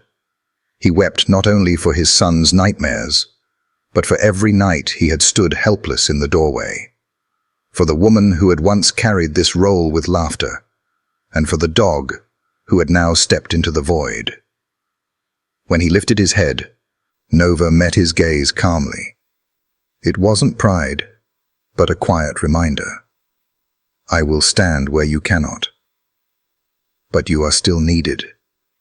Mark reached forward, resting a hand on Eli's shoulder, brushing his fingers across Nova's fur. Thank you, he whispered. For the first time in years, he stayed. He didn't retreat to silence. He sat there until morning, watching his son sleep against the warmth of a shepherd's chest. Weeks later, the question of Nova's future reached the town hall. The old brick building smelled of varnished wood and dust, its high ceiling carrying echoes. Usually it hosted zoning debates or budget reports no one cared about. Tonight, every seat was filled. The council would vote on whether to cut funding for Millstone's K-9 program. Normally, no one outside city staff noticed. But after the runaway train, with Nova's leap still burned into memory, the hearing became something else entirely. Daniels sat near the front, Nova at his side, his bandaged hip stretched awkwardly. Children craned their necks to see him. Older residents nodded quietly. At the dais, Chairwoman Evelyn Ross cleared her throat. We are here to discuss the fiscal allocation of Millstone's K-9 program. It is an expensive line in our budget. Some members believe those funds should be redirected. Tonight, we will hear arguments before we vote. A councilman leaned forward. We respect what happened. That dog saved a child's life. But one extraordinary moment doesn't erase years of cost, training, care, veterinary bills. Is it wise? A councilwoman added, we can't build our budget on sentiment. Technology has advanced. Drones, surveillance systems, communication networks, all cheaper than maintaining an aging K-9 unit. Daniels's chest tightened, but Nova remained steady, amber eyes calm. When it was his turn, Daniels rose slowly. I've heard the numbers. I've read the comparisons. I won't argue against technology, but I will argue this. No machine has ever thrown itself between a boy and a train. The room stilled. Daniels rested his hand on Nova's head. That night, when smoke blinded us, when radios crackled with panic, when none of us could see, this dog knew. He found what we couldn't. And he made a choice. Not out of reflex, not out of programming, but out of loyalty. His voice caught, but he pressed on. You call it instinct, call it luck, I call it courage, and you can't put a dollar sign on that. From the crowd, Eli raised a small hand. His whisper carried, he saved me. All eyes turned. Mark nodded once. His jaw clenched. That was enough. Daniels let the silence linger. You're not just voting on a budget line. You're voting on whether loyalty matters. On whether a town believes that some things, trust, sacrifice, the bond between man and dog, are worth more than cost savings. He stepped back, his hand steady on Nova, who lifted his head high. The council whispered among themselves. Faces softened. Others remained calculating. Evelyn Ross adjusted her glasses. Thank you, Officer Daniels. We will proceed to discussion. The debate stretched on. Numbers against sentiment, efficiency against loyalty. But for those in the hall, only one image mattered. The boy and the dog in the storm of sparks, one surviving because the other had stood firm. As the clock ticked, Daniels sat again, his hand never leaving Nova. He whispered so only the shepherd could hear. It's on you again, boy. They'll never believe numbers. They'll only believe you. Nova's tail brushed faintly against the floor. His eyes flicked to Eli, then back to Daniels. No words were needed. Every hero carries broken parts, Daniels thought. And sometimes those parts must carry the weight of a town's belief. At last, Evelyn Ross raised her gavel. The vote is ready. The room held its breath. The fire began just after noon, when the air was already heavy with heat. The old warehouse by the tracks, long abandoned, its windows broken, its walls brittle, became a furnace in minutes. Flames climbed through shattered panes, black smoke poured skyward, and the groan of collapsing beams echoed across Millstone. Sirens wailed, bouncing off brick and asphalt. People filled the streets, some filming, others frozen. Then came the words that lit panic like gasoline. Kids are trapped. A school bus, stopping nearby on a field trip, had wandered too close. Children's cries carried from inside the warehouse itself. Parents rushed forward, only to be held back by police. The heat was lethal, the smoke choking. Officer Daniels arrived with the first patrol cars, his lungs searing as he stepped into the haze. The sight froze him, small hands slapping against smoke-darkened glass, voices muffled in terror. Behind him, Nova leapt from the cruiser, ears sharp, body tense, gaze locked on the blaze. Daniels raised his radio. Multiple children trapped. Exits blocked. Fire units en route. We don't have time. The dispatcher's reply was static. Hold position until crews arrive. But waiting meant death. Daniels crouched, gripping Nova's collar. His voice dropped to a whisper. "It's you again, boy. I need you." Nova barked once, sharp, certain, as if to answer, "Then let me go." Daniels hesitated. His partner's hip was still strained, his body scarred. The smoke could kill him in minutes. But the children's screams cut through every doubt. Daniels gave the only order he could. "Go." Nova shot forward, vanishing into fire and ash. His bark rang through the warehouse, a beacon in the chaos. Inside, the world was a monster of heat and smoke. Flames licked across beams, shadows twisted on soot-black walls. Children coughed and sobbed, scattered in pockets of fear. Through it all came claws, striking concrete. Nova pushed low, muscles burning, lungs screaming against the heat. His nose worked furiously, cutting through the acrid air. His ears caught faint voices. He barked, commanding, sharp. "Here!" children cried back, voices ragged. He followed the sound, limping until he found them huddled against a wall.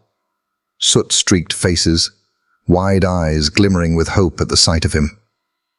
To them, he wasn't just a dog. He was proof that someone had come. Nova barked again, then turned toward a gap in the wall where faint air seeped through. He glanced back, ears pricked. The message was clear. "Follow me." Coughing, stumbling, the children rose. Small feet shuffled behind him, soot-streaked hands clutching one another. He limped forward, weaving through debris, barking steady to guide them. Outside, chaos surged. Parents sobbed into their hands. Firefighters unrolled hoses, and police struggled to hold the line. And in the crowd stood Eli. The boy's fists clenched at his chest, eyes locked on the inferno. His whisper broke into the air, raw. "Please, don't let him get hurt. Please save Nova." His prayer rose louder, trembling. "Bring him back." Mark rested a hand on his son's shoulder, but Eli barely noticed. His voice carried into the smoke like a lifeline. Inside, Nova staggered, his lungs aflame, but his ears caught new sounds, the muffled shouts of firefighters breaking through. He barked harder, guiding them like a compass. Lights cut through the haze, then beams caught small figures moving in a line. "Children!" a rescuer shouted. Firefighters surged forward, lifting them, pressing masks to tiny faces. Relief cracked through the roar of fire. But Nova did not stop. He turned back, nudging a girl whose shoelace had snagged in splintered wood. He pushed her forward, chest heaving, eyes unyielding. Only when the last child was in human arms did he limp toward the light himself. The crowd outside waited, breathless. And then, through smoke and sparks, Nova appeared. His fur was singed, his chest heaving, his bad hip dragging. But his head was lifted, ears pricked, eyes alive. For a heartbeat, silence. Then a child broke free, running to him, arms wrapping tight around his neck. Another followed, then another. Soon the shepherd was surrounded, small hands gripping soot-stained fur, voices crying out in relief. "He saved us! He showed us the way out!" And as if the town had drawn a single breath, applause erupted. It began with parents clapping through tears, then swelled into thunder. Firefighters dropped their tools to join in. Officers clapped reverently. Cheers rolled like a tide, louder than sirens, stronger than fear. The debates, the doubts, the cold headlines, all dissolved in that ovation. Millstone had seen the truth. Daniel stood back, his throat tight. He had sent Nova into the fire, knowing it might be the last time. But here he was, battered but unbroken, carrying life back from the flames. Daniels pressed a hand to his mouth, blinking hard. When he looked at Nova, surrounded by soot-streaked children, his heart gave way. "This is yours, boy," he whispered. "All of it. You silenced them." Mark pushed through the crowd with Eli. The boy tore free, dropping to his knees and wrapping his arms around Nova's neck. The shepherd lowered his head against the child's shoulder, trembling but steady. Eli whispered fiercely into his ear, "I prayed for you, and you came back." Nova's tail brushed the ground once, faint but enough. The applause swelled louder, echoing across the smoke-filled yard like a hymn. Reporters captured it, but for those present, it was more than news. It was a moment that stitched something broken back together. Daniel stepped forward, resting a hand on Nova's back. His voice was for the shepherd alone. "You've carried this whole town." Nova leaned into the touch, amber eyes glinting through ash. The ovation did not fade quickly. It lingered, raw and unpolished, born of gratitude that would never forget the sight of a battered shepherd, limping out of fire, with hope itself trailing behind him. And in that sound, every argument was silenced. The school auditorium smelled faintly of pencil shavings and chalk dust, the kind of smell that always made Eli shrink into himself. For most of the year, he had lived quietly in the shadows of his classroom, never raising his hand, never drawing attention. But today was different. Rows of students filled the seats, chatter buzzing like restless bees. Teachers lined the walls, their eyes encouraging. A banner hung over the stage curtains, "Courage Assembly." When Eli Reynolds' name was called, his stomach lurched. Whispers followed as he shuffled to the stage. That's him, the train boy, the one with the dog. His sneakers scuffed the polished floor, his shoulders hunched. The microphone loomed tall before him. He turned once, searching the crowd, and found them. In the back row, Mark sat stiff, hands folded in his lap. Beside him, leaning against Officer Daniel's leg, was Nova. The shepherd's ears pricked, amber eyes steady. Eli's breath steadied at the sight. Nova had been with him in smoke and fire, in nightmares and silence. He was here now. "Hi," Eli whispered into the microphone. The word echoed thinly, but the room hushed. "My name is Eli. I don't usually talk much, but I want to say something today." His eyes flicked back to Nova. The shepherd blinked slowly, urging him forward. "The day of the train, I was really scared. I thought it was the end. But Nova came. He didn't run away. He didn't stop. He pushed me down, and he stayed on top of me until it was over." Silence settled heavily across the room. Even the fidgeting of restless children stilled. Eli swallowed, voice trembling but stronger now. "He saved me." The words rang like a bell strike. Simple, undeniable. He said them again, softer. "He saved me." In the back, Mark pressed a hand to his mouth, eyes burning. Daniels lowered his gaze, palm firm on Nova's back. The shepherd remained unflinching, watching the boy with calm vigilance. Eli's shoulders lifted slightly. People argue if it was luck or instinct, but I don't think it matters. I know what I felt. He chose to protect me. And he's not just a police dog. He's my friend, my guardian. His hand pressed against his chest, as if the words carved themselves there. He showed me that even when you're scared, you can still stand for someone else. That's what courage is. For a moment, silence clung to the rafters. Then Mrs. Harper, Eli's first-grade teacher, began to clap. Another teacher joined. Soon the auditorium thundered with applause. Students cheered, palms stinging, voices echoing off the walls. Eli's face flushed, but he didn't shrink from the sound. He stood taller, lips trembling into a smile. He glanced toward the back row. Nova had risen to his feet, ears perked, as though the applause belonged to both of them. Eli leaned into the microphone one last time. "Thank you, Nova." The roar of clapping swelled louder, a tribute not just to a dog, but to a boy who had found his voice. That afternoon, the field outside Millstone shimmered under a soft breeze. It was the same place where Eli had once chased a paper kite toward the rails, where fear had nearly stolen everything. But today, there was no fear.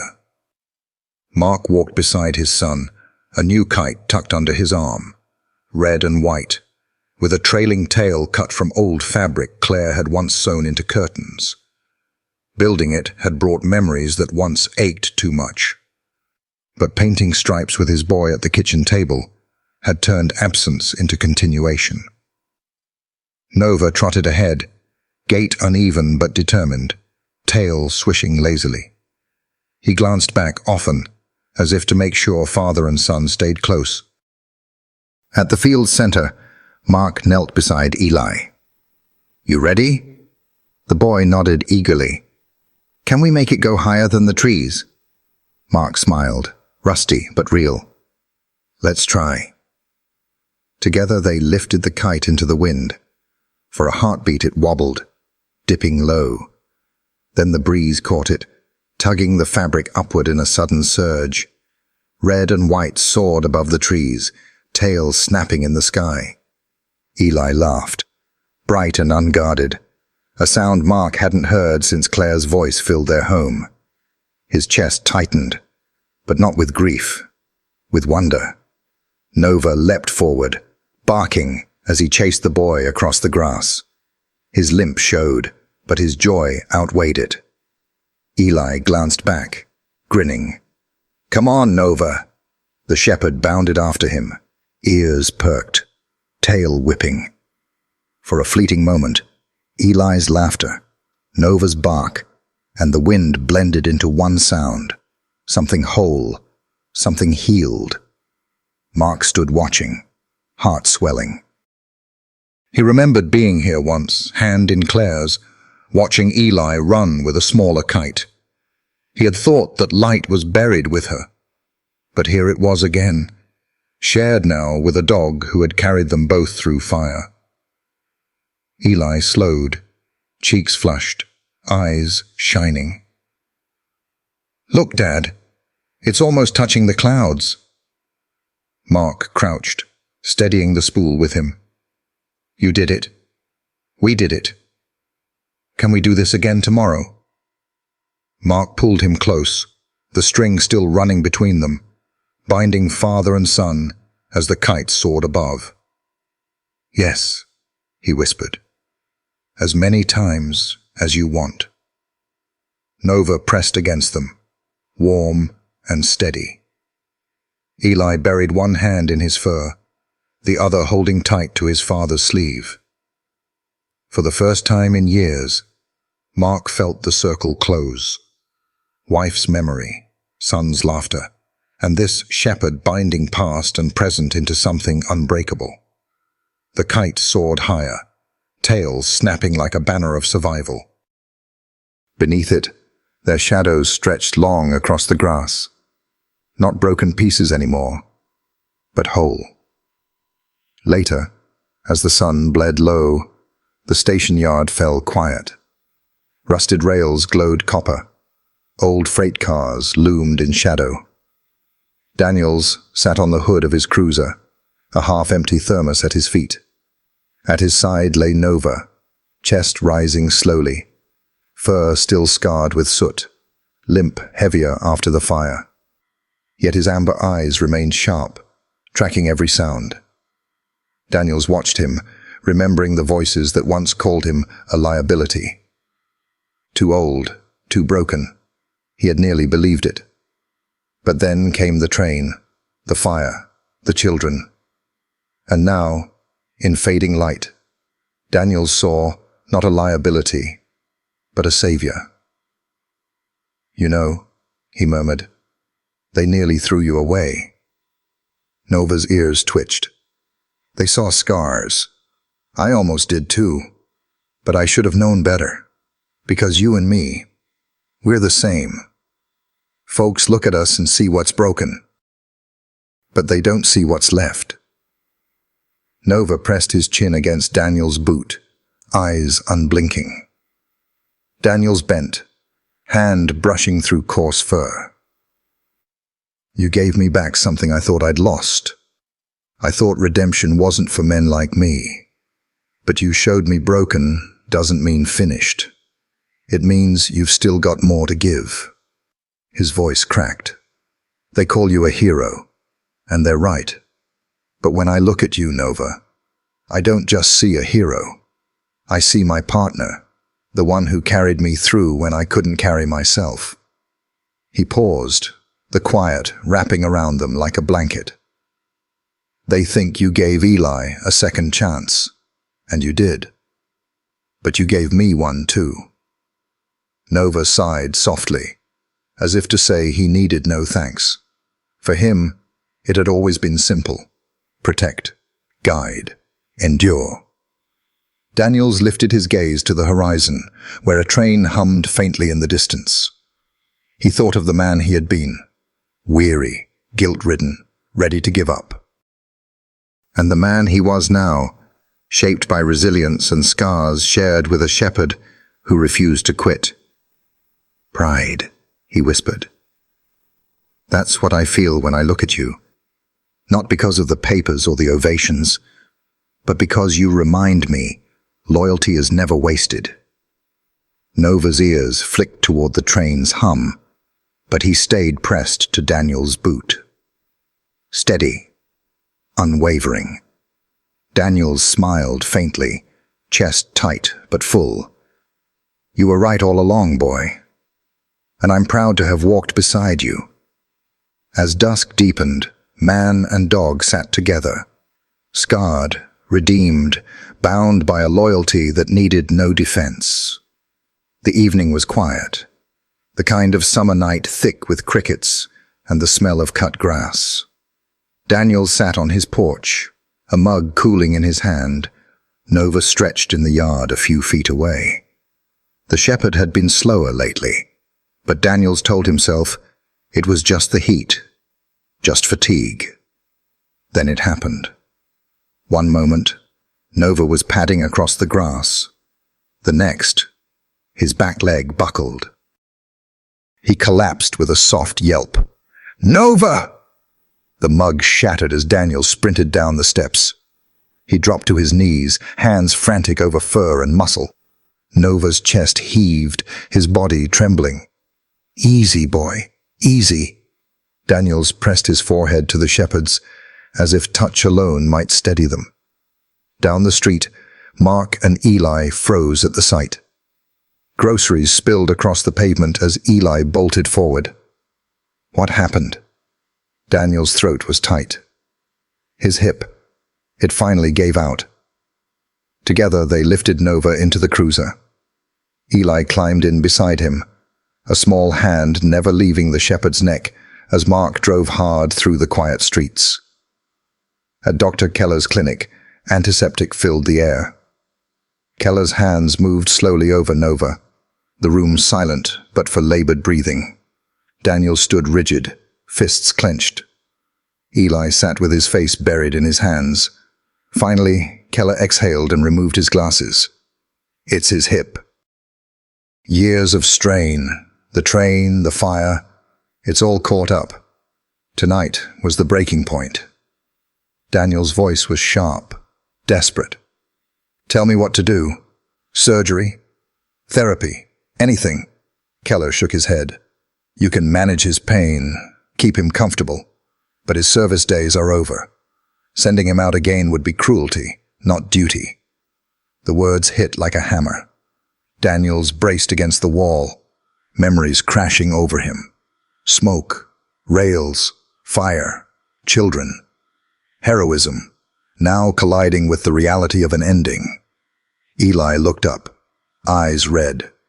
You mean he can't be a hero anymore? Keller crouched.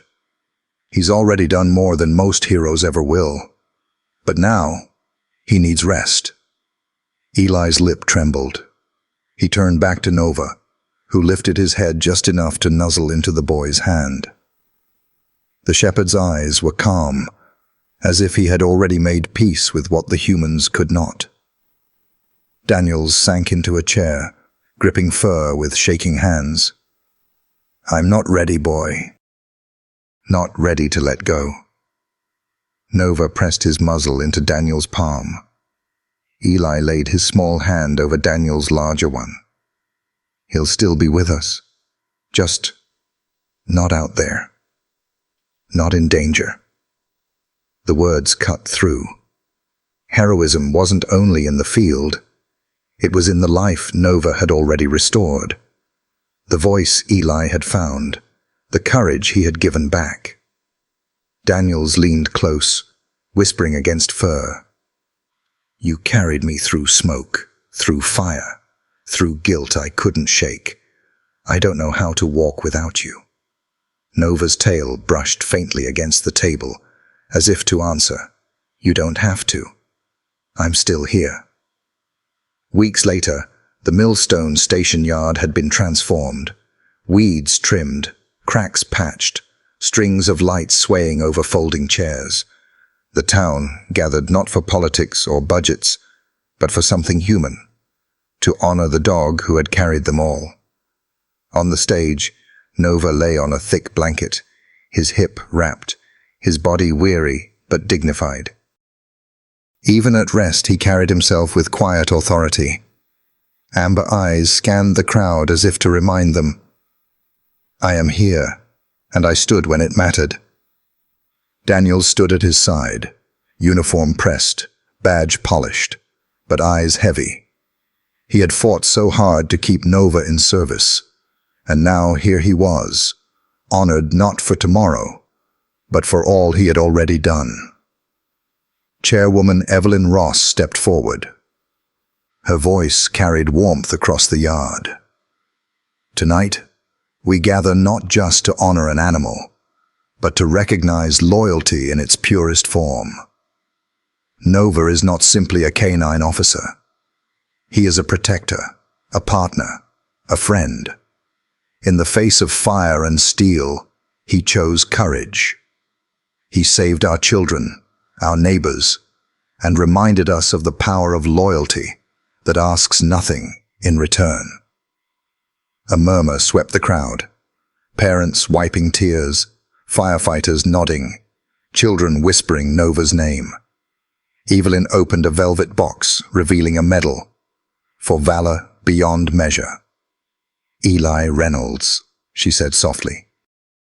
Would you join us? The boy blinked, startled, then stood with his father's gentle nod. Slowly, he climbed the platform. Evelyn bent, handing him the medal. I think this should come from you. Eli knelt on the blanket. His hands trembled as he slipped the ribbon over Nova's neck. The medal gleamed against soot-darkened fur. He leaned close, whispering, You're my hero. Nova's tail thumped once. His head pressed into the boy's chest, sealing the moment. The applause began, one clap, then another, until the yard thundered. Parents, children, officers, firefighters, neighbors.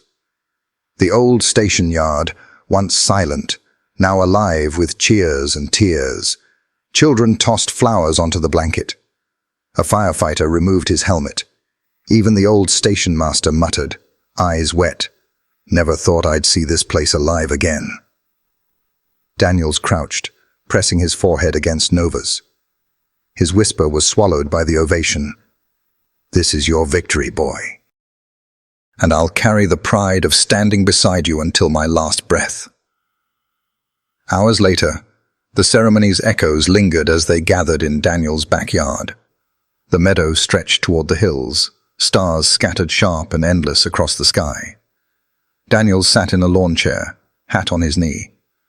Mark leaned back in the grass, eyes turned upward. Between them, Eli sat cross-legged, Nova's head in his lap. The shepherd's breathing was slow. His body stretched along the blanket, the medal tucked carefully aside. Eli's fingers brushed gently through his fur. It's okay now, he whispered. You don't have to run anymore. You can just stay. Nova's tail brushed the blanket once. His eyes softened, half-lidded, but warm. The men watched in silence, breaths aligned with the shepherd's rhythm. For Mark, the sight of his son so at peace was enough to soften years of guilt. For Daniels, it was proof that broken didn't mean finished. It meant you had given more than anyone could ask. You think he knows? Mark asked quietly. Daniels nodded. He knows. Dogs don't measure themselves by medals or headlines. They measure by presence, by whether they stood when it mattered. And he stood. The stars glowed brighter, light spilling across the boy and dog. Eli looked up. He's not just a dog, he's family. The words struck deep. Daniel swallowed, gaze fixed on the shepherd, who had once been called broken. And Mark's chest tightened, knowing it was true. Nova had stitched them back together. Time slowed. Nova's breath rose and fell, steady and peaceful.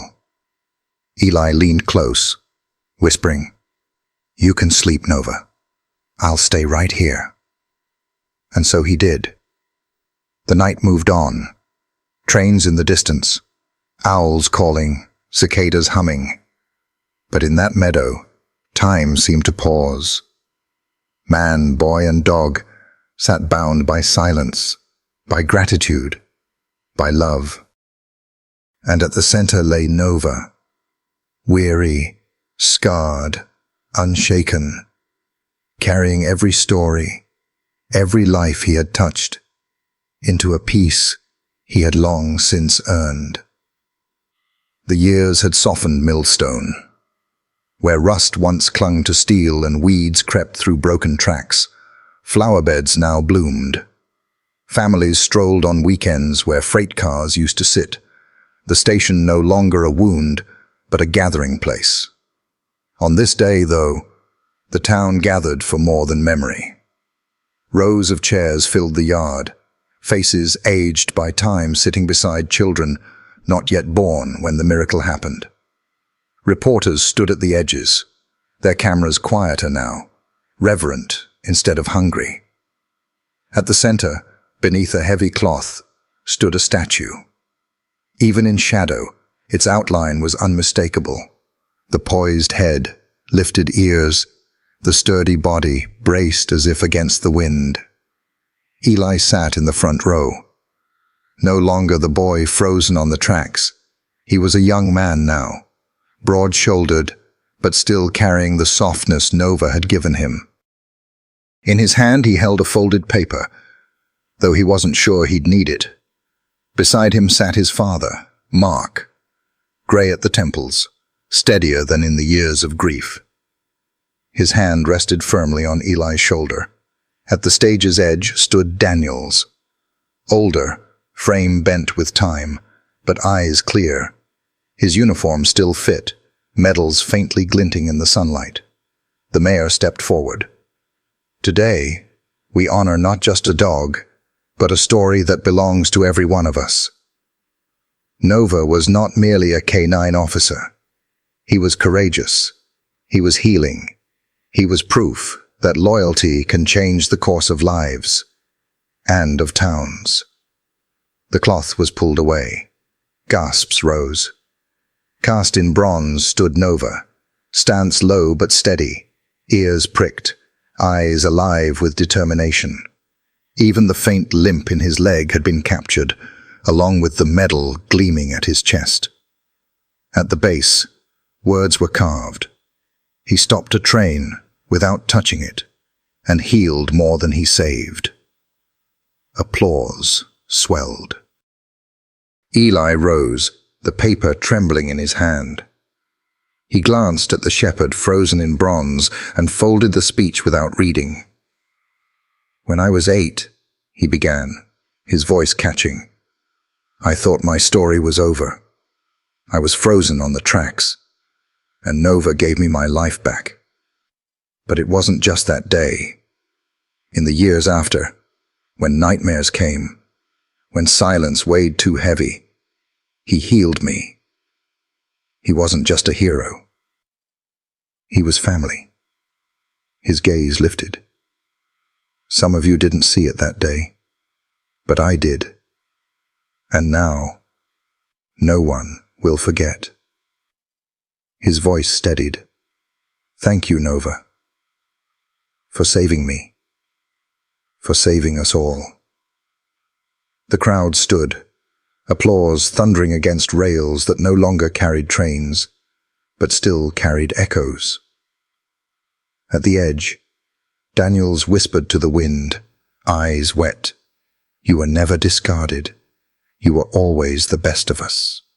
The bronze shepherd gleamed, and for a moment the air itself seemed to carry the rhythm of paws on steel, loyalty etched forever.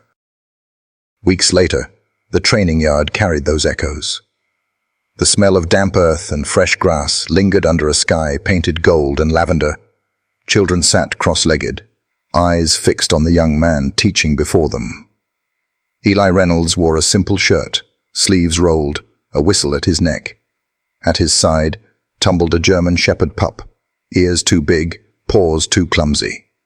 The children laughed as it tripped, then bounded up again, tail thrashing. "Do you see him?" Eli asked, smiling. "Right now, he just wants to play.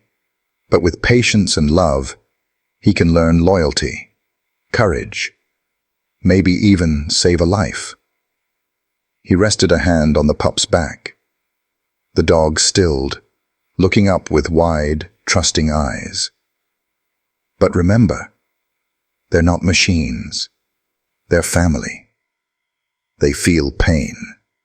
They feel fear. And they need us as much as we need them.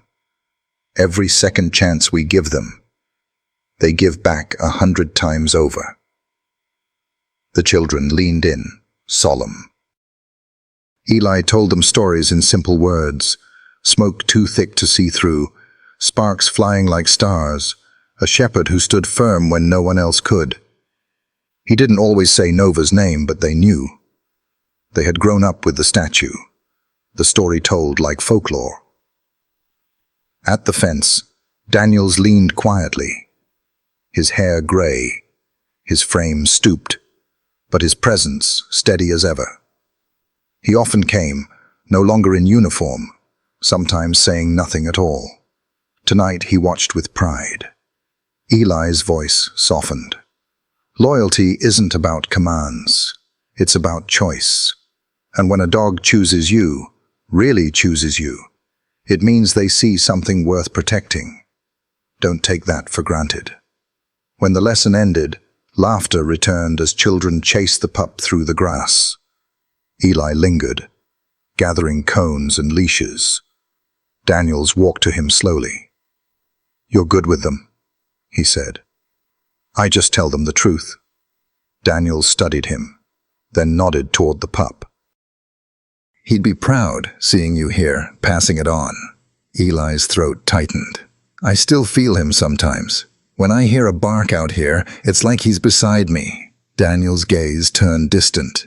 "He is. Dogs like him don't leave. They live in the ways we carry them forward."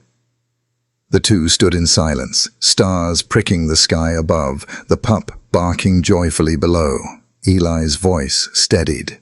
He gave me a second chance. Now it's my turn to give that to them. Daniels placed a hand on his shoulder. That's legacy, son. Not in statues, not in medals, in life carried forward. The station stood quiet again, years after Nova's leap. Rails stretched rusted but enduring. Brick walls washed with fresh paint. Wildflowers planted along the platform. People still came, leaving flowers, drawings, and a folded kite at the shepherd's paws. This morning, only one figure filled the yard. A pup. Barely a year old, he bounded along the tracks, clumsy but eager, ears oversized, spirit fierce. Every few strides he paused, listening, as though for something older than himself. It was easy to imagine what the town remembered. Another shepherd pausing in smoke, ears pricked, hearing what no one else could. The pup barked, high-pitched but full of promise, echoing like a bell, tolling a new beginning. From across the yard, Eli approached, taller now, gaze still soft. He whistled, and the pup raced into his chest, tail thrashing.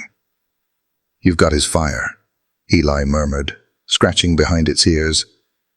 "You don't even know it yet, but you do." He looked at the bronze shepherd on the platform. Sunlight broke through clouds, striking the metal across Nova's chest until it gleamed. For a heartbeat, it felt as though the dog was watching again. Daniels arrived slowly, cane tapping against stone, his hair silver, his eyes still bright. He nodded toward the pup. "Full of energy, that one." Eli smiled. "Reminds me of someone." Daniels followed his gaze to the statue. "Some echoes never fade." They stood in silence, the pup nosing their hands, rails glinting in heat. A train hadn't passed in years, yet the air still seemed to remember. Eli asked quietly, "Do you think he'd be proud of what we done?" Daniel's voice was soft. "He doesn't need to be proud. He knows. Dogs like him don't ask for monuments, just that we carry forward what they showed us. Loyalty, courage, second chances." Eli's hand rested on the pup's collar. "Then that's what we'll do." The pup barked again and sprinted down the rails, ears pricked, tail streaming. For a moment, time folded, and it seemed Nova had returned. Not in body, but in spirit. The sound of paws against steel echoed through the yard. Not frantic, not fading, steady, eternal. Daniels closed his eyes, letting the rhythm wash over him. Smoke, fire, cheers, silence, all bound together in this simple beat. Eli stood tall, gratitude swelling in his chest. Nova had saved him, healed him, and left behind not just a memory, but a legacy alive in every step of a new generation. The pup turned back, eyes gleaming, as if answering a call only he could hear. The rails hummed, whispering with unseen voices. And in that moment, Millstone knew the echo of loyalty would never fade. When we look back at Nova's story, it reminds us of something timeless, the way animals, especially German shepherds, give us a kind of love and loyalty that asks for nothing in return. They protect us, heal us, and teach us what it means to stand beside someone no matter the cost. In their quiet devotion, we often find the courage to carry on. If you've ever felt that bond with a dog, you know it's one of life's deepest blessings. And if you'd like to explore ways to strengthen that connection even more, to understand your dog not just as a pet, but as a partner, there are some wonderful resources out there that can guide you. I've found one in particular that I trust, and I'd be glad to share it with you if you're curious. No pressure, no sales pitch, just something that might help you and your dog walk even closer together. Because in the end, that's what matters most. Not medals, not headlines, but the quiet joy of knowing that your best friend is right there, by your side, every step of the way.